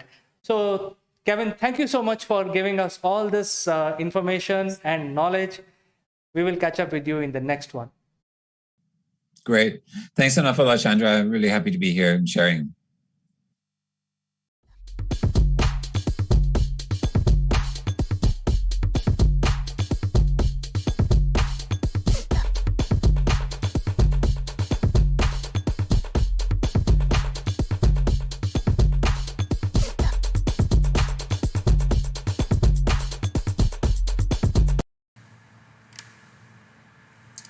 Hello friends, this is Chandra from Akulmac Technologies. Welcome to Top Brass. Today we would like to discuss about deportation of Member of Parliament in the UK Parliament, Debbie Abraham. And she got deported soon after landing into Indian airport without a valid travel document. So why a MP from UK flying to India without proper travel document, and they got deported because obviously no country will allow anyone to enter their shores without proper travel documents. So let's take a step back. Let's understand what are the different regulations which are followed by, in fact, all countries. I would say every country follows similar pattern, similar regulations, which have been set up by the international bodies. The regulation is that when you travel from your home country to any other country, you go with a purpose. The purpose could be many purpose. The purpose could be uh, recreation, travel, vacation. Purpose could be a short-term business trip, or a long-term employment possibility. So these are the 3 to 4 activities. There could be 1 or 2 more activities, like for example you're going on a research vessel, or you're entering temporarily because you are doing some research on a subject. So there are various classification which allows every country to get or welcome citizens of other countries. So when you get into even a tourist destination like Thailand or Mauritius, any country today, you have to always define, or you have to tell the visa officer that what is your purpose. Your purpose is vacation, and the visa officer will ask you for how many days you are going to live in my country, where are you going to stay, how you're going to carry on your take care of your expenses, and so on and so forth. Because no country will have a situation where the people from other countries come into their country without a purpose. No country will allow. So that is how the regulations which are followed by every country today, whether it is large country like United States or UK or India or China, you have to have a purpose, because you are now going out of your home country to another country, which is called foreign. So now, why a member of parliament come to India without proper document? So obviously, the Indian visa officers will reject her entry because she does not have a valid visa. And the best part is the Indian authorities tried to give her visa. They said, yes, we will give you the visa. You are most welcome to our country. But tell us your purpose. Tell us where are you going to stay. Tell us who you are going to meet. So these are very basic questions. Anyone who's traveled even once outside from their home country to any foreign land should have answers to these basic questions. And see the arrogance of this person. She says, I don't know anyone, and I do not know where I'm going to stay. I will find, but you give me the visa. So my friends, the point is how any country, a sovereign country, accepts this kind of narration and grant visa to somebody who comes without a purpose. After all, you are a UK citizen. You are entering a sovereign country like India. You have to give your purpose. You may be a member of parliament, but you should have a proper travel document. So I think this is where the situation is, and I'm aghast to see that there are people who are talking about that Indian government should have given her the visa.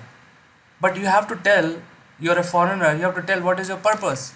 Without saying what is my purpose, either it's a vacation or some business or some discussion, which country will allow you entry into their own, to a foreign person. So this is something which I wanted to bring to everybody's notice, and this is a discussion item. So I most welcome your comments, and I will try and reply to all your comments as quickly as possible. So as usual, I will see you tomorrow. Bye bye. Modi inaugurated another application from Government of India called e-Rupee, which stands for E-RUPI. What is so special about this application? that the entire top brass of the financial world is going gaga about. We want to analyze for ourselves. We will also discuss what is the basic difference between e-rupee and UPI or Beam payments. So friends, I'll be taking a very short break for some promotional messages, but I'll be joining back with this analysis. So friends, don't go anywhere. I'll be back soon.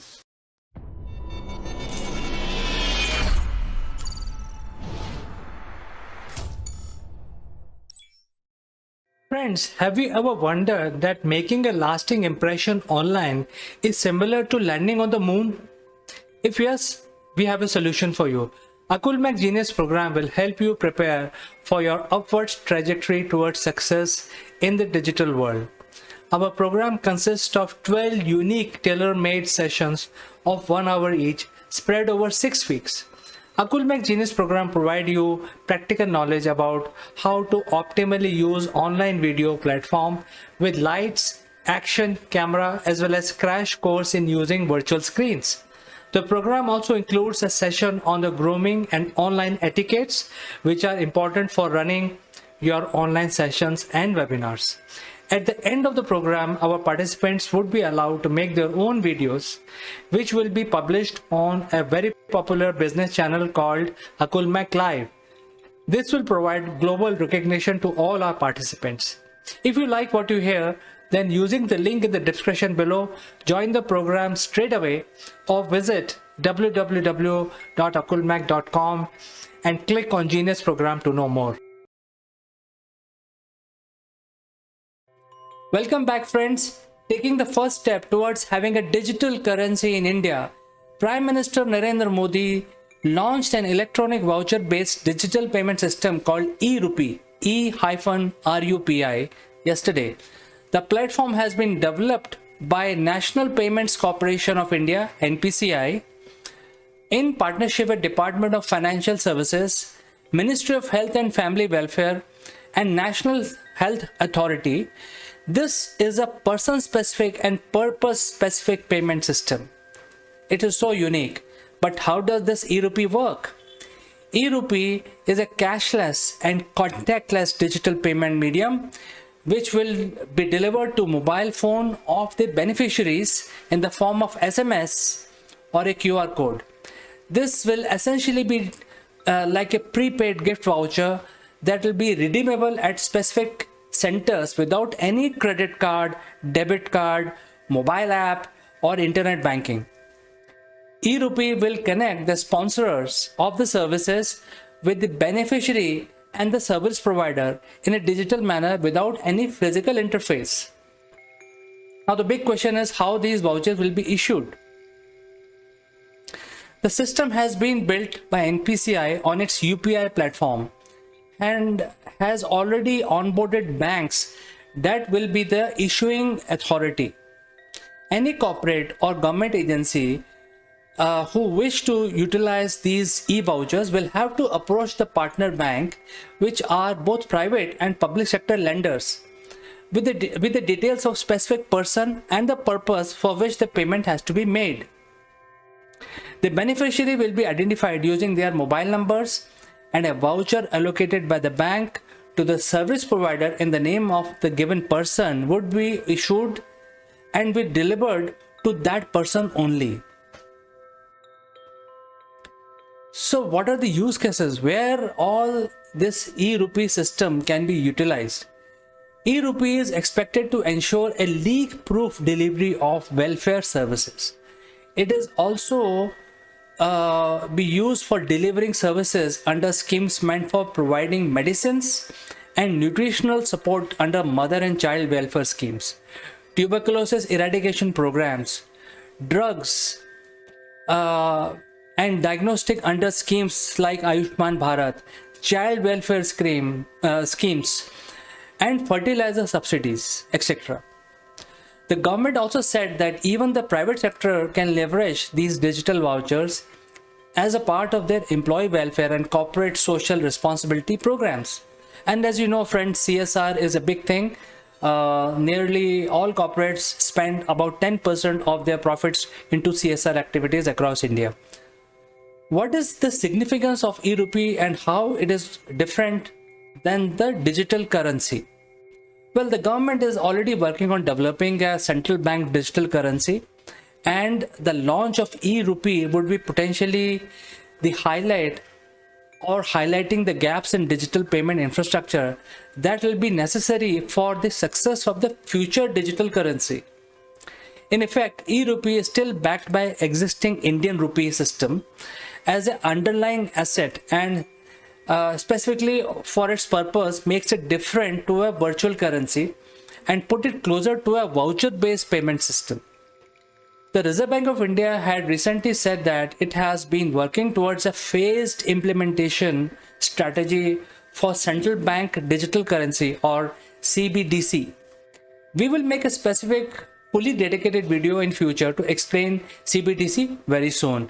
But for now, I think this is very exciting because now India has taken one step closer to having its own digital currency, completely supported by the Central Bank of India.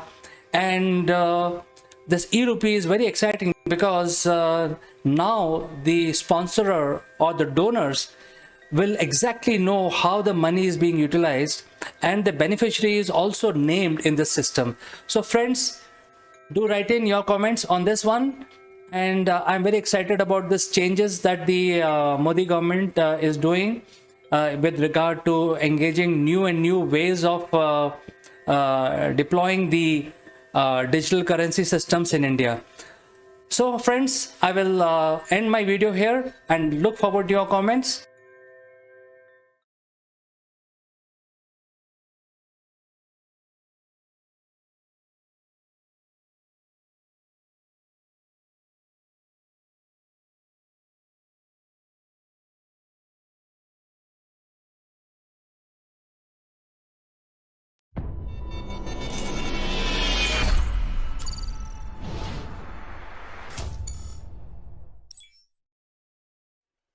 Hello friends, this is Akul Mac Live and I am Chandrakant.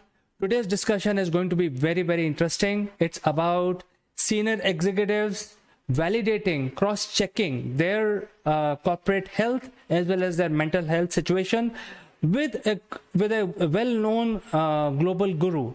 And this has to be done while maintaining a bit of secrecy. So how this whole process works is the matter of discussion today. Before we start our discussion, I must tell you there is a giveaway in our show. Stick around to this very interesting show. We will tell you in the end how you can claim your free gift.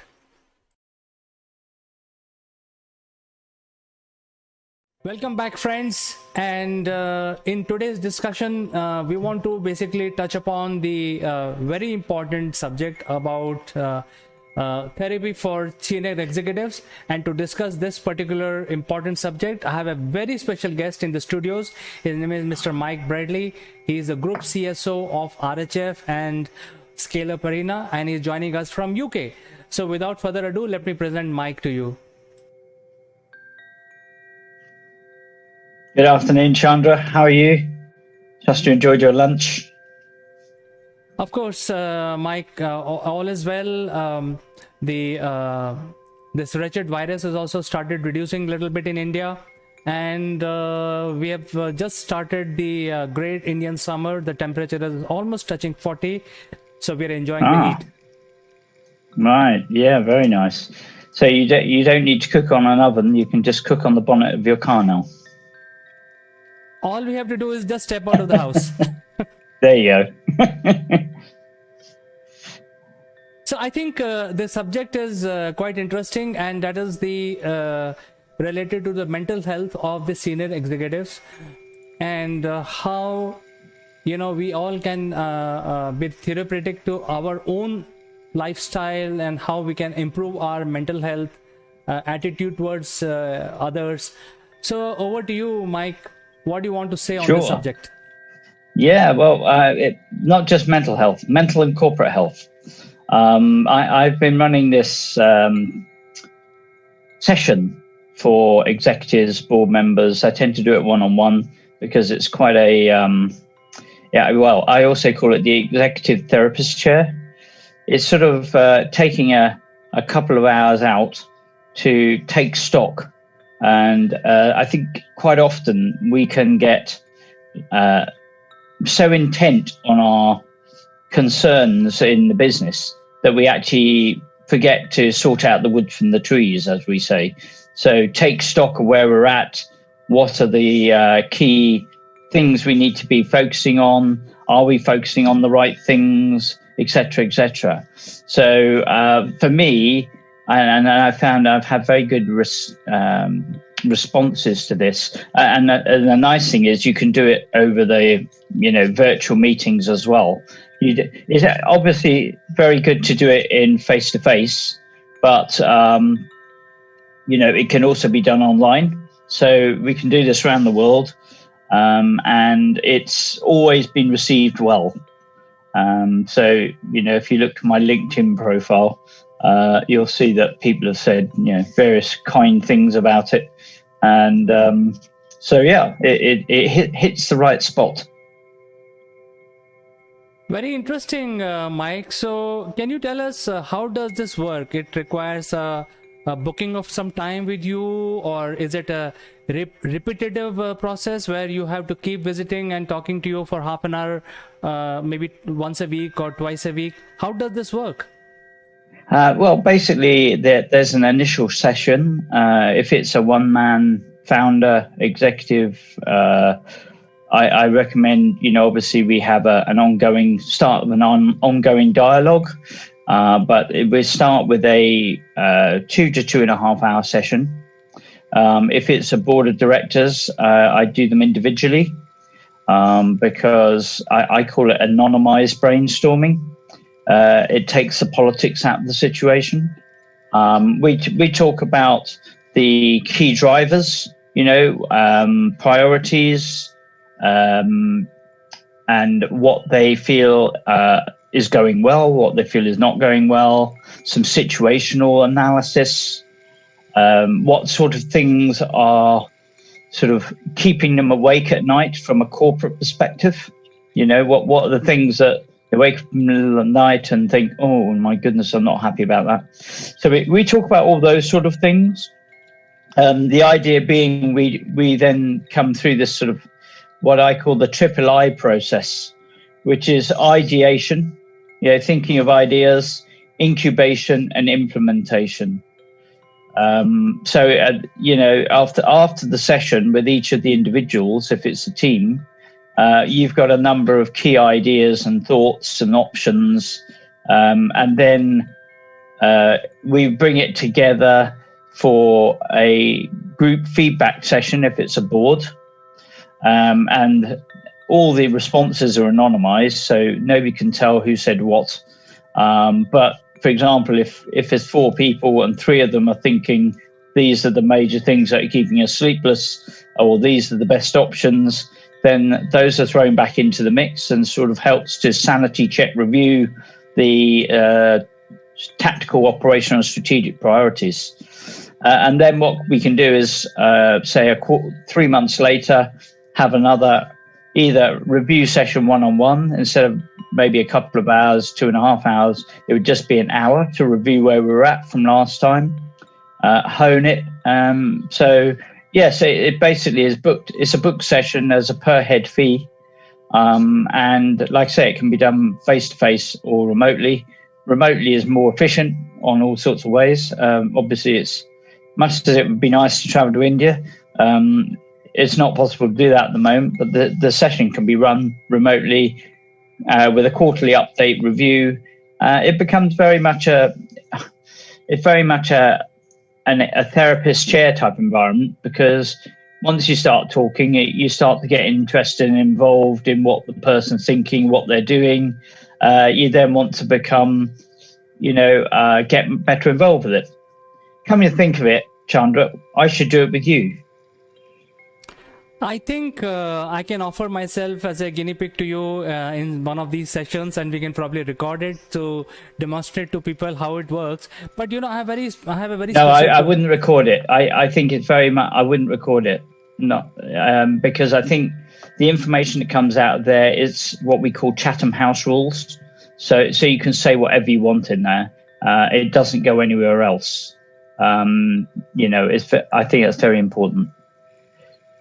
Yeah, that was my question, in fact. So you clarified. Thanks for clarifying it. And I have another question, which is related to how people start opening up. I think that is the biggest challenge we face today, that people don't open up. So what is your technique of making sure that these senior executives who are well traveled, well educated, how you make them open their mind and be frank with you? Well, I think, apart from my natural charm, you mean?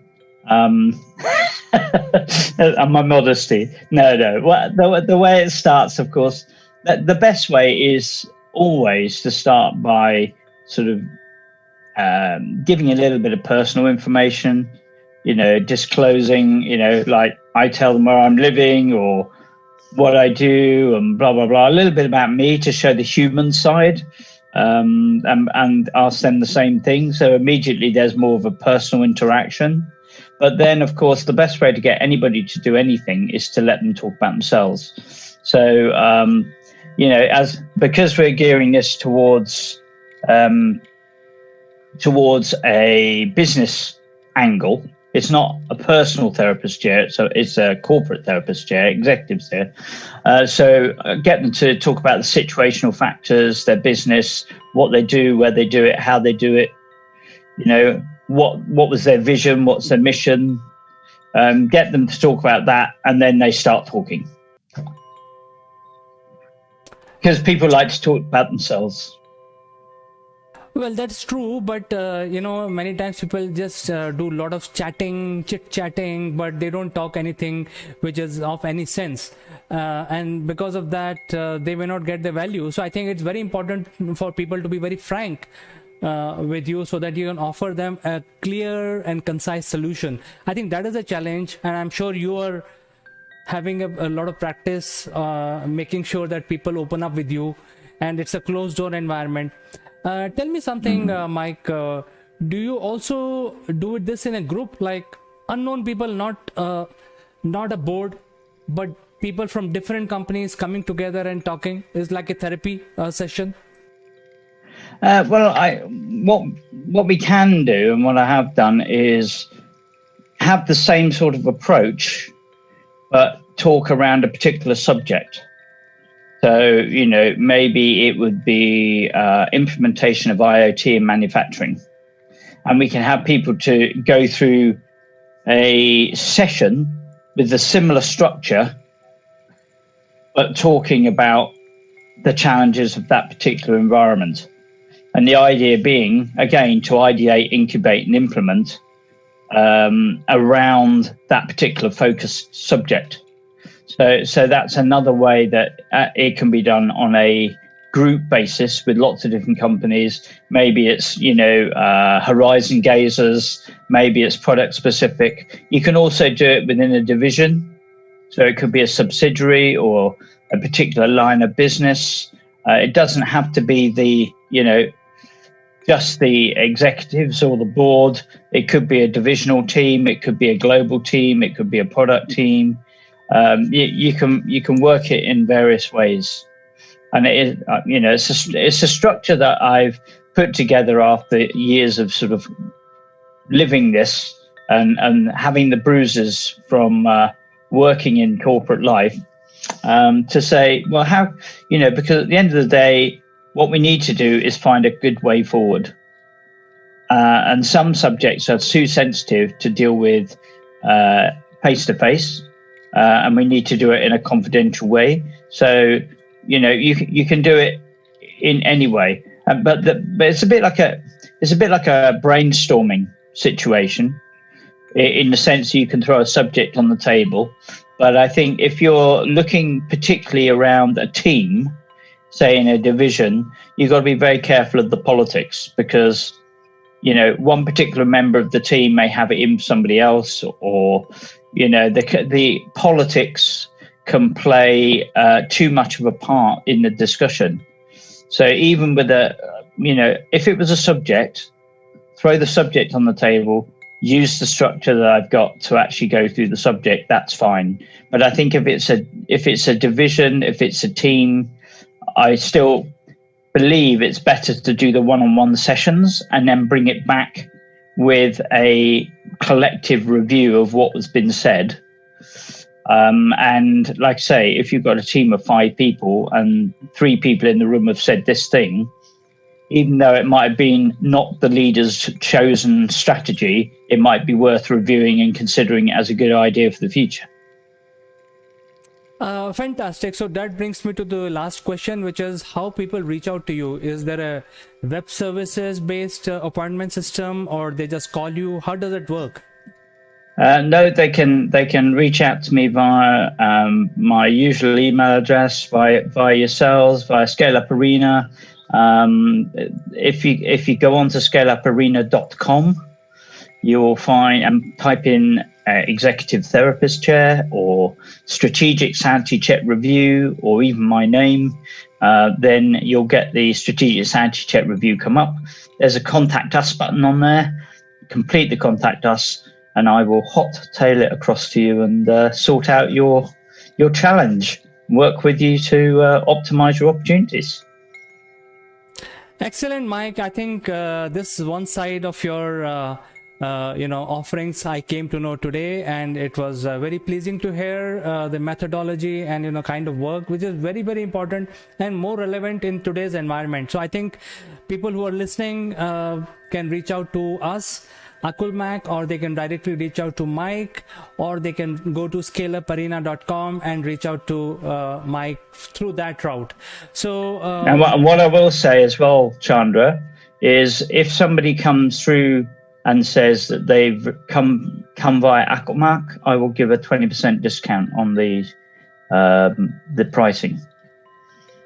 Excellent. So I think this is an offer which if you're using Akulmac as a reference point, you will get 20% discount. So people who want to leverage this particular offer, they can. And Mike, it was lovely talking to you today. It was my pleasure, and probably we can have a session sometime this week or next week. But Yep. I'll catch up on our shows at the same time, on the same Yep. subject. We'll schedule a 90-minute, and I'll go through it with you. We'll do an executive therapist chair for you, Chandra. And I'll see those furrow brow release afterwards. Sure. Look forward to it, Mike. Pleasure to talk to you as always. Bye-bye. Bye. We have some unique Akulmac memorabilia which will make you look outstanding. The graphics on these corporate gifts are based on the global best business practices.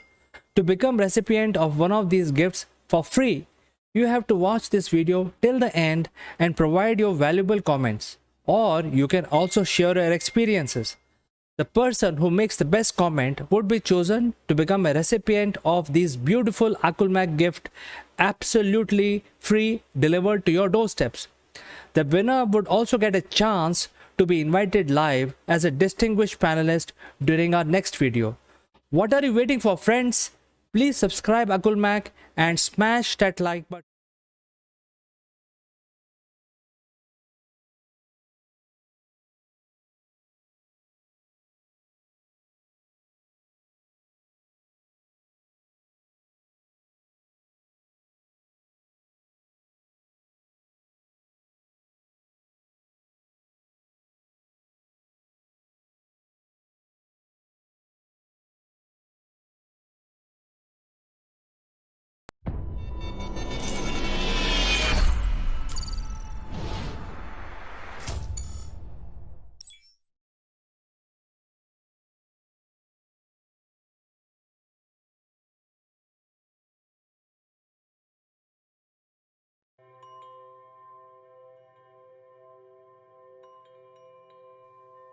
Hello, friends. This is Chandrakant from Akulmac Technologies, and welcome to Top Brass Likeable Leaders. Today, ladies and gentlemen, I have a very distinguished personality on the show. His name is Mukesh Narasimhan Murthy, and he joins us from Bangalore. So he has a long career of 2 decades. He is very well known in the startup fraternity. He has been a serial entrepreneur, so many of us knows who are part of the industry. but I think we will learn more about him when we bring him on in the discussion. So without further ado, let me present Mr. Mukesh Narasimhan. Thank you, CK. I appreciate it. I'm glad to be part on your show. It is a pleasure, Mukesh. In fact, I know you a little bit, and I would like to know more about you. And the viewers definitely would like to know more about you. And this is an interactive session, so viewers can also interact with you. So you had a very long career, Mukesh. You had, you worked with the corporate tier one companies, and then you have been a serial entrepreneur for almost like 2 decades. Would you like to tell us your story, how it all began, and what inspired you to become an entrepreneur? All right. I would like to start from saying that I'm a Bangalorean. I've been a Bangalorean all my life. And, in Bangalore, the IT environment started pretty early. In fact, it started blooming from Bangalore. So that is something that it is more of a childhood dream to be part of the technology front. So that's pretty much what made me and my aspirations to get into the technology aspect and the forefront. And I was working with IBM, Hewlett Packard, and these are the organizations that gave me the bigger insight to get into global technology solution delivery. So that's pretty much what takes me and brings me here. So I think you have been a very modest person also, even though you have achieved too many things in life. But I think we will learn more about you. You have been in Absolutely. You have been in the industry for almost 2 decades, 2+ decades, and in last 2 decades we have seen so many transformation happening. Would you like to throw your opinion or tell us more how you handle these transformations? See, the digital transformation absolutely is a wonderful thing that happens to each one of us on a day-to-day basis, I would say. It started off with Windows to start with, the early days of the technology. And that's what brought in a lot of people closer in terms of uh, assembling of computers, I would say. So that is something that people started with. And later it became small businesses, medium businesses, and large enterprises. And these are the different areas that helped us to look bigger and having a wider perspective of how technology can grow. And that's pretty much what got us to have developed technologies today under Savvy Global Tech. And we have go to market solutions. And that's pretty much why we are here to have this discussion. Mukesh, I think before we talk about your current organization, which is Savvy Global Tech, we would like to know more about your transformation as a leader, because you've gone through various, different businesses in life so far. So, how your story as a leader transformed, we would like to learn from it and we'd like to know more about it. Absolutely, CK. It started off with me being into training, which is a part of learning and development in IBM. So, starting to interact with peer engineers, recruiting them, and making them fit to market, training them for on different technologies. So, those are the different aspects that gave us an insight on how different functions in an enterprise organization work, and how to make individuals ready for those different levels that each one of them belong to, or they've been asked to fit into. So gives us a very wide perspective of what is the market need. And today it is very important that we will have to give what the market specifically want. So those are the areas where we need to really focus on to make sure we're able to fit the technology to what the market specifically asks. All right, Mukesh. So, Sorry. So coming from there, it became larger to having more responsibilities on the shoulders, and I was part of a larger enterprise called as Swish Home Theater and Automation. So that pretty much gave a bigger perspective in terms of handling larger audiences or clients, I would rather say, to fulfill their requirements.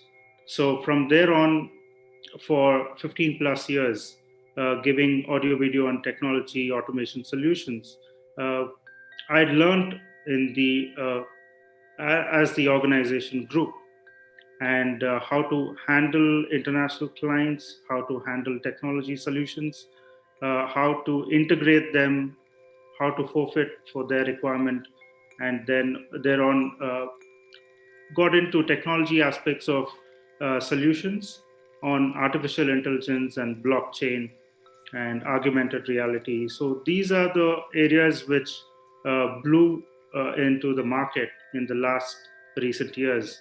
So that's pretty much what gave me a thought in bringing all of these technologies together under one umbrella to put together Savvy Global Tech. So, since we are talking about these buzzwords of the industry, which is IoT, transformation, and machine learning, etc., and now you're talking about Savvy Global Tech, would you like to give us more information about, what your current organization is all about? Our current organization is all about providing the trending technologies, is what we call. We have different verticals, and this pretty much brings in uh, my experience in the last 2 decades that I have collected to put it under one single umbrella to make sure that we are a one-stop technology solution uh, for our clients, so they don't have to really look into the market for different solutions and different people. So we are able to give them end-to-end solutions. Fantastic, Mukesh. So now going back to your personal journey and your evolution as a leader, I would be very, very interested in knowing some of your key achievements which you cherish. Every leader has certain achievements and certain things they hoist their flag, and they get the feeling of pride. So would you like to share some of your achievements with us so that we can get inspired by those deeds of yours? Absolutely. In fact, we started off with designing solutions on artificial intelligence, both in two different areas. One in technology perspective for industries, and the second one in the healthcare. And these are the two different aspects of the areas that the market is focusing on, especially considering the pandemic situation. We're glad to mention about one of the technologies, which is called as Artex, which is a solution, in fact, based on artificial intelligence on medical healthcare solution for COVID. So this pretty much is an AI-based solution that our team has developed in making sure that we are able to take an X-ray of a patient, and through which we can detect through the lungs signatures uh, whether the individual patient has COVID or not. So these are some of the tech end solutions that we have developed, the one among them. And apart from which, we've also developed another artificial intelligence based solution for industries, and where people are working on a day-to-day basis, even, but the industries can't stop because those are factories, and people, there has to be a human interaction with the machines. So in these areas, having maintained social distance is quite important, and it is need to be forefront safety aspect to make sure that the individuals who are working there, putting their life in front of everything else, and making sure the production is on, and then the technology is uh, cherished there. So we have developed a solution where the cameras which are installed in those industries can detect what is the distance between two individuals uh, that needs to be maintained, and it tracks that information in terms of the distance, and it also detects whether the individual is uh, wearing a mask to make sure that he's safe in a environment that he's working in. And those are the kind of solutions that we have developed, and these are the go to market solutions that we have ready.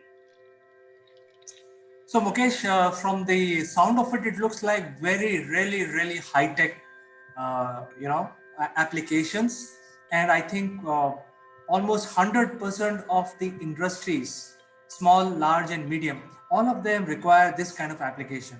So I think with this, we wish you good luck, and we will cover the application sometime again in future. But for today, I will come back to your leadership qualities, and as the time is limited, we would like to know more about what could be your message to the budding entrepreneurs in order to become a great leader. Good question, CK. This is one of the very frequently asked questions, I would say, and it is one of the most important questions. This would help a lot of entrepreneurs to have a steady and strong foundation.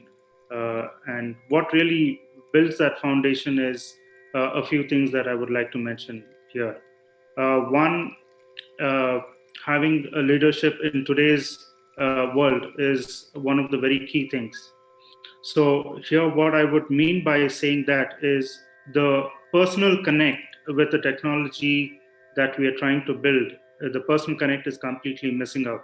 So, the forefront thing that we would need is to make sure that we maintain the same kind of personal relationship with individuals to build the network. And the network actually is the foundation for building any organization or a company. So it is important that along with the right foundation, the right connects that we get into in the market, and the right networking, and the personal trust that we have with each individual, and build that networking into a larger avenue to make sure that we are able to reach out to global leaders. And once we are able to reach out to global leaders, that's where we are able to offer the technology solutions to make sure it is more cherishing for each one of them to apply it in their own areas. So the very simple thing here is the personal connect is what I would say, which is completely missing out in the digital world. So I think your message is very loud and clear. What you're saying or asking entrepreneurs to do is basically lead from the front, build your network, get known in the market, and not depend on your juniors. So basically, you're trying to say that, hey, you have to do what you're doing and make sure that you become a role model for your company. So I think it's a great learning for all of us. Um, so my next question would be to take your inputs about the changes in the industry. Mukesh, in last 2 decades, we have seen so many changes, at least 3 to 4 times drastic changes we have seen in the industry. From your point of view, right now we are riding the wave of IoT and machine learning. Um, from your point of view, after 5 years or 3 years in future, where do you see our industry going and how it is changing? The future of today's technology is going to be part of healthcare. We've already started to see that. The kind of change that healthcare has brought into in terms of technology to people, it's giving out uh, heat and cold waves to everybody. And it's pretty much difficult for anybody to absorb such a change. And that is the reason why, even under the current scare or the pandemic situation, that we all are having a tough time to address the constant change that has been happening to us on a day to day basis. So in the coming years, as you rightly said, there is going to be a tremendous change in terms of there could be more scare to the market, and there could also be more solutions that can come to curb this different challenges that we would probably face. And technology is one thing that is going to help all of this to be taken care of. People are automating solutions. So these are some of the challenges that we will be facing in the near future, but we need to make sure that with the right technology and the right solution, we should be able to handle it very well. It's very heartening to learn that you're already thinking about developing new applications for the new age, and your organization is now building, rapidly building applications which are for future, basically futuristic in nature. Right. However, the investor community also play a major role in whatever is going to come out in next decade or next 5 years. What is your key message to the investor community? Because I think that has become a holy grail of all IT entrepreneurs, to find the right investors who can live with them for at least 5 years or more. So do you have any opinion on this? See, I have a completely different opinion in terms of investors. Investors, there are two ways of how investors come into organizations, and they either grow or they fail. So these are the two different ends that we see.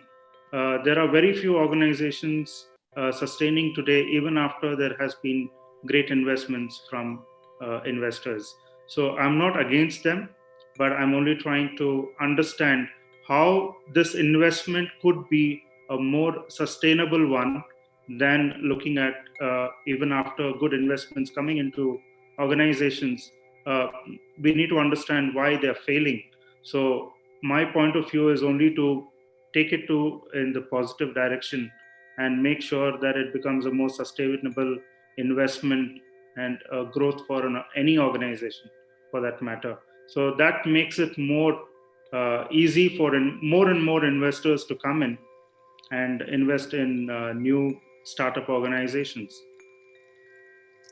So I think you also say, or rather concur when I say that investor community plays a major role, because if the healthcare has to develop more high-tech applications need to be deployed in the healthcare segment, then obviously investor community has to understand that future roadmap and back the IT technologists like yourself and your colleagues in the industry. Mukesh, I think we had a wonderful conversation today. However, we had limited time. It is not sufficient to understand your, the entire leadership journey, but I think we will find another opportunity to discuss with you. It was a pleasure knowing you and also bringing some of these facts in front of our viewers. Thank you, CK. It was wonderful talking with you and being a part of your show. Have a nice day, Mukesh, and catch you next time. Bye-bye. Thank you. Thank you, AK. Have a wonderful day.